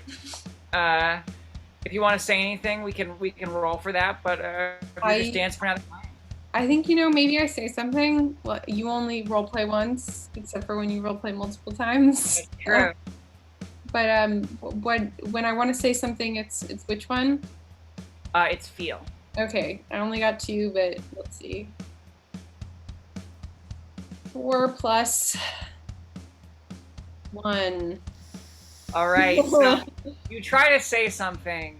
What is it that you're trying to say? I'm assuming to Annie in this moment. That I like the vibe. Solid. She cannot hear you. So she sees your mouth open and kind of like open, but she doesn't want to say anything because she's not sure what's going on. So she just politely kind of smiles and nods her head and keeps dancing. I'll take it. Annie and Luke, you're still back up against this back wall. It seems like Punching Pasta's set is starting to come down to a lull. Is there anything you're trying to do in this moment? I don't know. I think part of it is we're just talking. I don't know if there's any conversation topics that Luke specifically would bring up or be interested in. I think the thing they have in common, right, is neither of them are in high school anymore. They're both just out in the world, so maybe just talking about. I'm like, oh, I've seen you in the video store. Mhm. Kind of like chatting about that. Yeah, I think I'd remember. Like, what's the last thing you would have done? Point Break, Oh yeah, it's like because I haven't returned it yet. I think in the I Nice. think early on. Point Break. Let's get a Point Break in the chat. I don't know. I think I like jokingly I'm like, what the fuck is up with this Point Break? Where is it? What's wrong with you? I'm like, I haven't really actually watched it yet. I just keep forgetting to return it, and I haven't seen it yet actually. Oh my god. You Have you seen it? Yeah, I work in a video store. All I do is watch movies. seen Showgirls? I have not seen Showgirls. Actually. I basically just come in to look at the cover, but I haven't seen it. It's kind of a sexy cover. Well, come in sometime. Like it's super quiet all the time these days. Okay. You don't do anything during the day, right? Yeah, I mean, I'm hanging out like here and there. Come into the video store. Let's put it on one of the TVs. Oh, really? Okay. Sure. I love this promising future for Luke Buzzard as a video store grifter. Very exciting. Viv, are you doing anything in this moment? I think I am gonna dance a little bit. Solid, roll flash. I think I'm trying to figure out. I think she's trying to figure out if Danny is stable enough for her to hop on his shoulders instead of doing what she knows she has to do. Which is Ask Ben. Yeah, which is Ask Ben. That's a 7. A 7. So a 7, I believe, without pulling up my cheat sheet. That's a fail forward. It's a fail forward. So you're still dancing, but you're getting tussled. You're getting tossed around a little bit. My shoes, they're wet. Docs aren't winter boots. It's a lot more of the vibe, kind of. It's a lot more of the scene pushing you around more than you're being impacted more than you are impacting, if that makes sense. So I'm actually gonna have you lose another edge in this moment. I am so sorry. Rough day. It's a rough day, but it's a rough time anytime when you're on the dance floor and it really looks like you are a fish out of the proverbial water. All right, so as Viv is tossed around and kind of pushed out of the mosh at one last moment, the band does start to kind of the band stops their music. I hit the cue and it just didn't go. But anyway, so Timmy Hill kind of looks out at the crowd, screams something along the lines of like, "We were punching positive, thank you so much!" To mild applause. And so their band kind of begins to clear the stage and they begin setting up for the next act. Now, does anyone have anything they want to do in the middle of this? Timmy Hill kind of comes out into the scene, sees Luke and Annie on the back wall, and walks up to have a conversation with them. For a little bit of context on Timmy Hill tonight, he's a skin and bones type punk. Dude is wearing a Misfits t-shirt that he painstakingly cut into a tank top, ripped blue jeans, and combat boots. He keeps his wallet on a long metal chain that's connected to his belt, and he seems to cut his own care. People want to call him Tim. Almost no one will. So, Timmy Hill makes his way back along the wall to Annie and Luke and is like, "What's up, guys? You like the show?" Yeah, man. It's a great show, guys. Nothing. No words. No words. Yeah, Timmy takes your silence as approval. Not really so. But he does. The man is riding on a confident high that no one will be able to take away from him. He's like, yeah, when you're just in the zone, the music really takes you. It's just so good to be part of a community. Mm-hmm. Yeah, man. Mm-hmm. Sure. Cool. And I'm like a little bit more complimentary because I can't afford to. I don't want to like make anybody.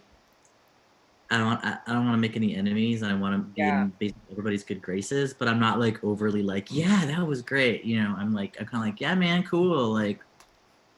Solid. But I also don't want to like seem uncool to Annie, so I'm kind of like hitting that like middle lane of like, yeah, cool, man, like. Yeah. Annie hates this band, but also doesn't want to stir up drama, so it's like kind of also using Luke's slightly Luke's lukewarm enthusiasm. Ooh. I know, right? As like a shield to like the editor. It's like, I hate you, but I don't wanna Yeah. fight. So I'm just like gonna let this be the energy. Nice. Checking in on Viv and JJ. What are y'all up to? Where's Ben? So Ben is inside now. He's not near the pile of coats. He's a little bit closer to the dance floor, and he's kind of just hanging out. No one's talking to him because he's not much for conversation. Are you trying to? Is the bathroom in that direction? No, the bathroom is kind of by the bar, so it's like a perpendicular direction. All right. I'm gonna when the next band. No, I'm gonna do it. I'm just gonna do it. She's like, All right, what are you doing? I'm gonna go up to Ben and stand next to him and like survey as they're doing the sound check and not say anything for like a little while. And like, if he doesn't walk away in the first 10 seconds, then she's like, this is my chance. All right, JJ, are you doing anything? Oh, you're muted. I muted myself. I'm so sorry. I feel like I just have to talk to Annie. It just like, that was what I was saying when I was muted. It's like, it's my senior year. Senior All right, year, baby. Exactly. Graduated? What's JJ on about? What's JJ what doing? What does JJ say to Annie? So there's a sound check. Oh my god, I think she asked her if she's gotten into college. Yeah. Roll a feel on that. 6 + 2. That's not terrible. It could be worse. Yeah. So Annie's like, oh yeah, no, I did get into college. I've gotten into a couple. I haven't really quite decided on where I'm gonna go yet. I don't know. She kind of feels that you are really trying to make a connection in this moment. So she shares a little bit of vulnerability, and she's like, yeah, I just I moving away from home in Elida has just been like this crazy concept right now, and I'm just not sure what the best thing for me moving forward is, because this has been my whole life. And she kind of like lovingly looks around to the various punks kind of shuffling about. I feel like that's so shocking for me that I don't even know what to say to that. But maybe I guess maybe I'm like, what are your options? I feel like I'm a problem solver, and like my impulse is to just ask for more details until I can like offer unsolicited advice in a non-obtrusive way.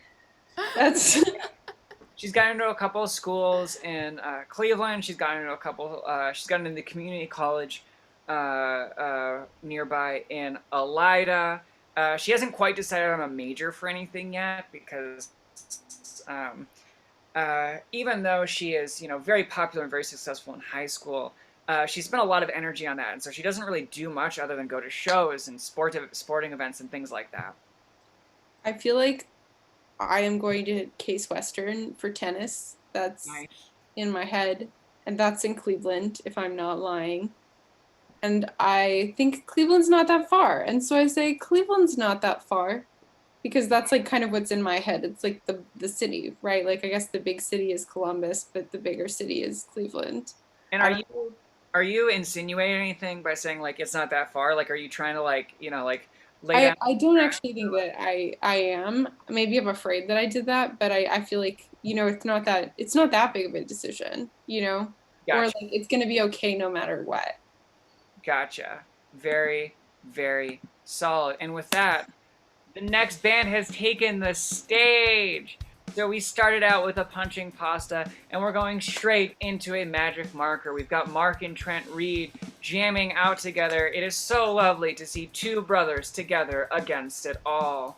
Now, as this begins, I'd like to check back in with Viv. Viv, you said you were going to do something once the band started playing again. I did. Did Ben walk away from me? No, he's there. Stood there in stony silence? Yeah, he's there. Great. I think Viv just goes, it's really fucking bright. Hmm. Now, are you trying to kind of lay the groundwork for getting him to lift you on your shoulders to do a light? Because if that is the case, you are definitely going to need to roll a feel. Yeah, absolutely. Absolutely that is what I'm trying to do. Was it Great. not subtle at all? I mean, it doesn't need to be subtle. You're trying to get in Ben's good graces. Okay, it's a 9. Amazing. That is, I since you haven't even asked anything like too direct, I'm gonna count that just as a success. Okay. So he's like, he like nods and kind of grunts his agreement. I know how to get the bulbs out of the fixtures. He kind of looks at you. But I can't reach them. And he like kind of looks off to the side at the lights above the dance floor for a second. You want to help? All right, so I'm gonna actually give you the choice here because feel is usually like the manipulate NPC. I would like, if I can do feel, I would like to roll feel. That's my highest stat. If you're just going for luck / seduction because, you know, you and Ben have a pass. I mean, you have to tell me because I have a 4 in feel and a 3 in fuck. I mean, I don't have to tell you anything. This is dependent. It depends on the way you're trying to run this. Are you trying to do it on more of a seduction luck-based approach, or are you trying to do it as like an appeal to Ben's, you know, punk roots, his ideologies? Both. It's both. It's all right. both. She's All like, right. this is the perfect plan. That She's is like, okay. I want everyone to have a better time. Like, it started with her being like, I want everyone to have a better time, and this will make it happen. I think those intentions are pure. I think you can roll it with whichever one you're stronger in. All right. Thank you. Thank you. I'm really scared. Oh my god, 12. Fucking 12. Wow! 12. 12. You did it. Ben thinks this is a great idea, honestly. He's, if anything, upset you didn't suggest it sooner. So how are you planning on getting on top of Ben's shoulders? Oh, I think she's just like waiting for like, I think it's like somewhere, because he can hold his ground in the mosh, right? And so her goal is literally like in the mosh to just pop up. She's been on plenty of people's shoulders before it shows if she's 5'1". And so I think her thing is like, we go in, you pop me up when it's like just crazy enough because there's gonna be a fucking cop here. And I don't want anybody to be like, don't do that. So I'm just gonna do it. And then I will honestly like stash the bulb somewhere. Solid reasoning, honestly. It's like a big fluorescent bulb, right? Several of them, yeah. They're roughly as big as I am, yeah. A little smaller. They're probably like 3 or 4 foot ones, not 5 foot ones, but yeah. I love it. Now that the music has started, Timmy Hill is kind of back with you, Luke, and asks if he can bum a cigarette. Oh yeah, sure. Amazing. He takes one, jettisons himself out the building. Annie and Luke, is there anything you want to do during this band's performance? I'm definitely dancing to this. I think Annie isn't a big mosher, but like does like to dance. Like isn't like right in the center of the pit, it's like off to the side. But I think unlike punching pasta, I really like Magic Maka. I'm like probably friends with some of them. Maybe they're a local band, right? Yes, all of them are local bands at the moment. Chairman of the board is not an Elida one, but it's definitely Ohio. Right. So yeah, I think I'm dancing in the pit. I'm getting to the point where I'm like trying to scope out who I can pick up tonight. I think I'm like scanning. I know Luke is right there, so I'm like, I think the first thing is like I'm trying to vibe out whether Luke would be into that. So I'm like, if Luke is down, I don't really even need to do this. Well, yeah. Well, and I was gonna say during the transition from Pasta Party to Magic Marker, I want to dance, but I can tell that Annie doesn't like first band. So I'm just trying to gauge the interest of the music to see if she wants to dance. Yeah. So I definitely have followed your lead up to the dance floor. Okay. Okay, solid. I need you both then to roll a flash to see how you do on this dance floor. Oh, I'm not a good dancer. And we still pick the top 2, right? Yep, it's the top two. Also, I know it was unintentional, but Luke calling punching pasta pasta party is Oh, A plus and A All right. plus Timmy Hill drag. No, it is absolutely what we needed in this We moment. lived to drag. So good. Ooh, my best is a 10. I rolled an 8. Nice. I'm like, okay, not great. Which I think fits for my. What did you get, Annie? An 8. An 8. Fantastic. Annie, you're getting a little bit more battered in the dance floor than Luke, but you are both out there. Luke is clearing enough space so that you're not getting trampled by the mob. JJ, are you dancing? What's your vibe right now? I think I have to dance. I think dancing is an activity, and that is comfortable for me. Sick. And- Give me a flash roll.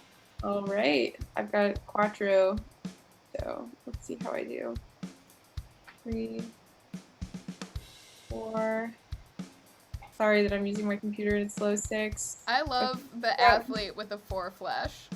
2. What'd you get? So it's a 10. Nice. You're crushing it. You're in the dance floor. Maybe Annie even notices how great you're dancing. So now we have Viv and Ben making their way to the center of this dance floor underneath the fluorescent lights. Viv, in order to mount Ben's shoulders, you need to give me a flash roll because this is a feat of strength. Flash?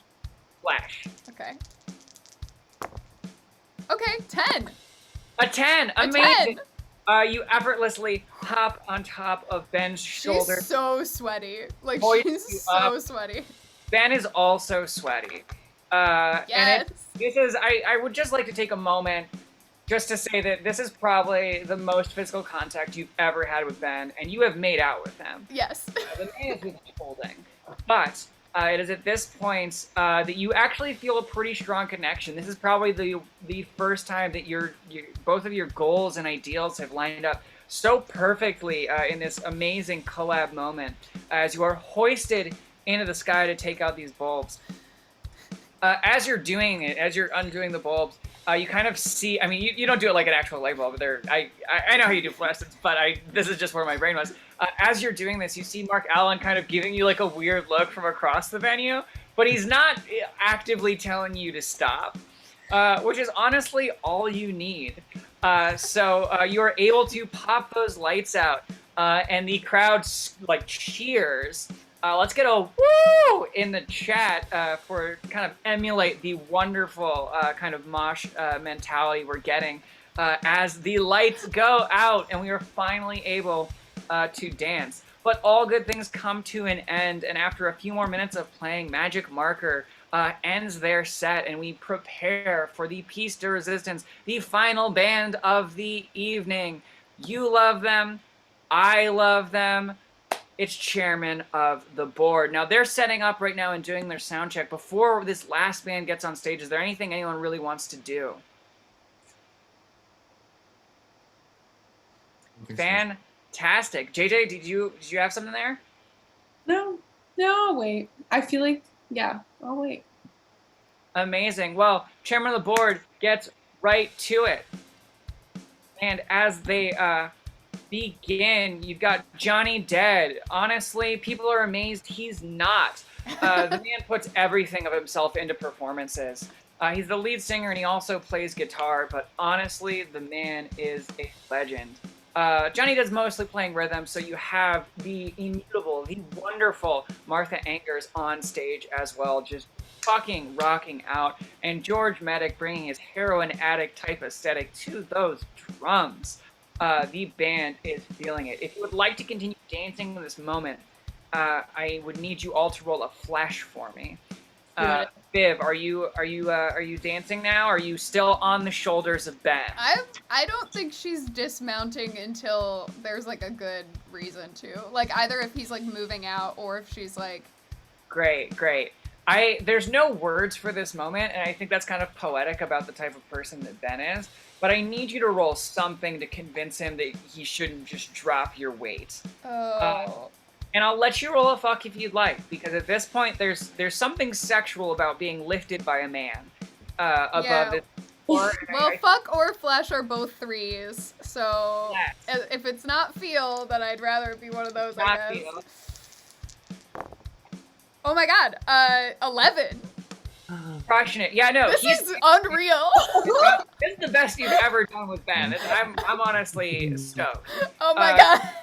Really This crushing was such it. she's like, this is the move. This is a good plan. Everybody's happier because it's dark. Yeah, you are really connecting. Are the rest of you three still dancing? I rolled Yeah. a 9. I rolled a 9 too. Nines. Anything below a 7? 7. A 7? All right, so you're really getting kind of sloshed. You know, you're in the rapids here. So I'm gonna have you lose an edge. But you know, it's not terrible. You've JJ survived. gets clotheslined by Danny. Hey, in this moment, though, you begin to notice that the mosh pit is starting to get a little bit more aggressive than normal. And you realize there's a reason for it.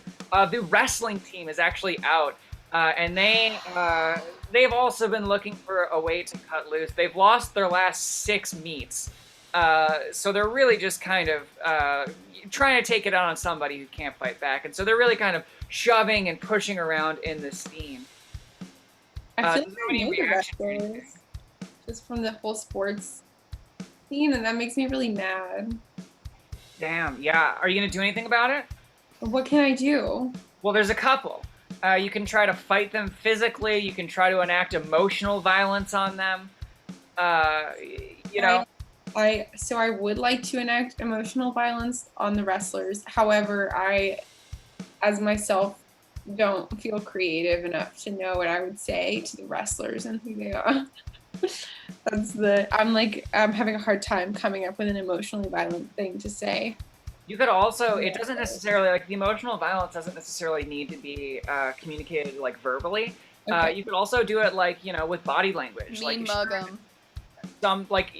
I could make fun of their ears.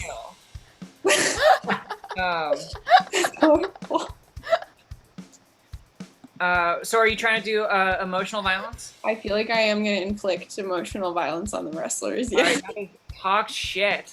And so you're going to have to roll feel in this moment. Oh no. I only have a 2. Oh god. Okay, 4 plus 6, 10. 10, amazing. Awesome. So I'm assuming you're going with kind of like the disapproving look type deal? Or I could make fun of their ears. Do that. Wow. Our ear. Oh my god, really cutting them to their core. Deep wrestling cut there also. Good knowledge. Good pull. Yeah.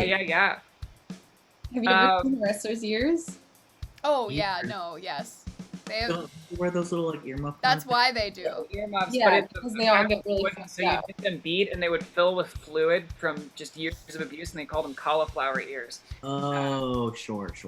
But anyway, so you make fun of their ears, and actually you're so brutal in saying this that a couple of them just straight up walk off. They cover their ears in shame and just kind of retreat from the dance floor. Annie or Luke, are you trying to kind of like get these wrestlers out of your Yeah, space? I'm like noticing that JJ is like having some issues, so I kind of am like just trying to stay close and make sure I'm nearby if she needs some backup. Yeah, I definitely think Annie also like is in this scene and like I think has that kind of feeling that like I'm someone who like shows up before the show really starts, so like I'm like special in a way, like I have Yeah. some responsibility to, You like, feel like you have authority. right, I feel like I'm the sheriff of the dance floor in a way. Love that. So I think if JJ hadn't, I would have come and try and talk shit, but like There's still a couple wrestlers being rowdy. If you're trying to start some shit with them, you can. yeah, I think I will. I think I'll just go up and be kind of the same kind of thing. Like my flesh is bad. I think I'm better at talking shit than I am at physically fighting. But I think I'm just like being still like physically aggressive. Isn't physically fighting under fight? Yeah, you're right. You're bad at that too, though. See, and I'm good at it, so that's why I'm like trying to back up. And just keep it- Gotcha. Right. But I'm more like getting up in their faces and being like, "What the fuck? Like, bring it down." Nice. If you're trying to talk shit, you can roll a feel in this moment. Okay, that's a 3 for me. Let's try this. Let's see how this goes. I think it's a 3. Yes.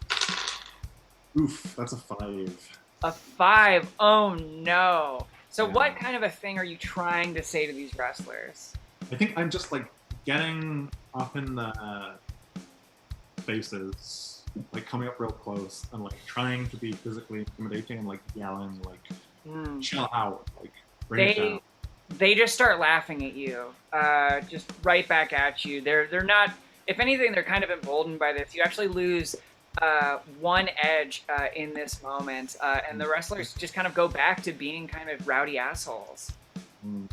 I noticed this. I don't think we strayed too far. No, I don't think so. And I'm now seeing what's going on over there, and I'm like, are they bothering you, Queen? I'm like that, like Yeah, coming in you're hot, like out here.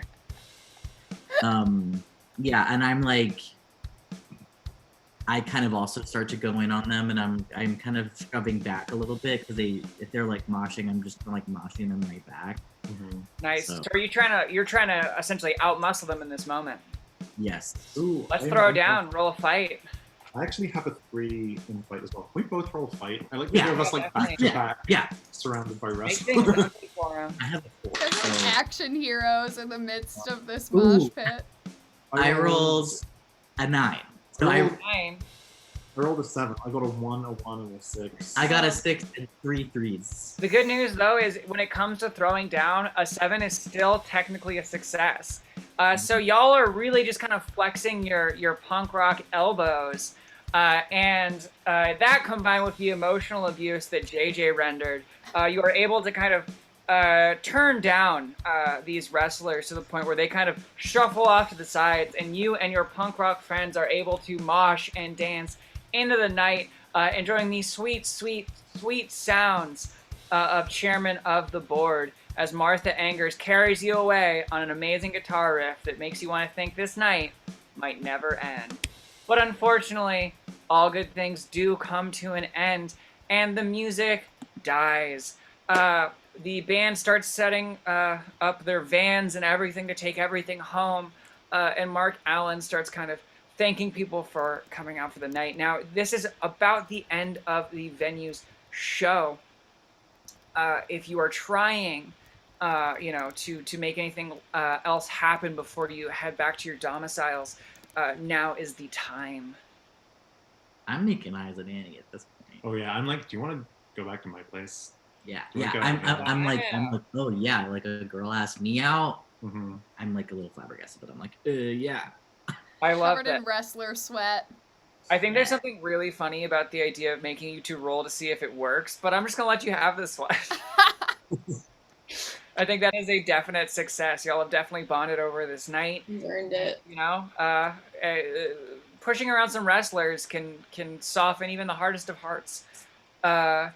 Viv, I'm assuming you've gotten down from your perch upon Ben's shoulders at this time, but I'm gonna come back to you in a second. JJ, what are you trying to end the night on a high note? What are you trying to do before you kind of make your way back to the van and head home? I still feel like I want to kiss Annie, and I also think that like her feeling vulnerable and unsure if she wants to leave this small Ohio town has like made her not a human being. I guess a human being to me. Like it's like she's not the Helen of Troy of Ohio of whatever you said before. And so I feel like I'm just gonna go for it. I don't know what going for it looks like, but I'm just gonna go for it. Yeah. So I'm assuming you kind of, you wait till Annie has like kind of stepped away from the crowd. Maybe you can find a moment, a secluded corner in this VFW to get her alone, and you lay on those sweet, sweet moves. So you're actually rolling, I believe, fuck in this moment because it is an instant of seduction to see if you can make out with I got Annie before 3. you head home. Let's get that roll. Okay, first roll's a 5. A 5. Second roll's a 6. We don't even have to do a third roll. Clutch. Absolutely Annie, incredible. very happy that you were able to share this moment tonight with her, and you were able to connect about, your kind of fears and acceptance of the future. And so you two share a tender moment as you kiss in the back of this VFW. Viv, you know, you've gotten down from Ben's shoulders. I'm assuming before you got back down, you put the lights back in. You can choose not to if you want to be that person. But No, I put them back. If I'm up there at the end, I'll just pop them back in quick. Yeah. you want to keep a good relationship with the venue. Yeah, she's a nice girl. Yeah. Is there anything you're trying to do before you head back? I think she's just trying to take advantage of like the moment of when someone puts you down and you like look at them. I think she's like, Nice. So are "You you gonna kiss again?" Like she's not gonna say that. I think she's trying. She has learned that speaking is not a good move. Yeah, Viv does best in silence. Yeah, because she's like, this I is love my it. moment. Our successes were all nonverbal. How can Ben kiss you if your foot's in your mouth? It Exactly. makes perfect sense. All right, for all the marbles, the chat is depending on you. I need you to roll a fuck to see if you can make out with Ben before this night is over. I can feel it. I can feel that it's not gonna happen.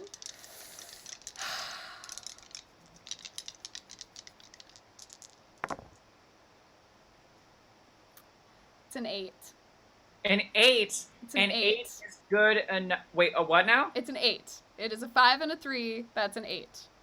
An 8 is good enough for our purposes because Ben, after lifting you onto his shoulders, feels like he kind of shared a moment with you tonight. On a different day, if you hadn't have had that kind of matching up of ideals, then potentially you would have kind of floundered in this moment. But he's in kind of the mood in this moment, so he leans in and gives you a tender kiss. It's not a full-on makeout, you know. It's not. Still withholding for Still sure. withholding in this Emotionally moment. unavailable. You know? Yeah. It is 2 pieces of wood knocking into each other and coming back, but it is a kiss, Viv. So congratulations. The show is now over and everyone heads back to their domiciles. Ben gives you all a ride home in the van with fresh oil. And Thank God. you all enjoy a pleasant rest of your night. Thank you so much. This has been Punk's Been Dead Since 79. Thank you so much for GMing.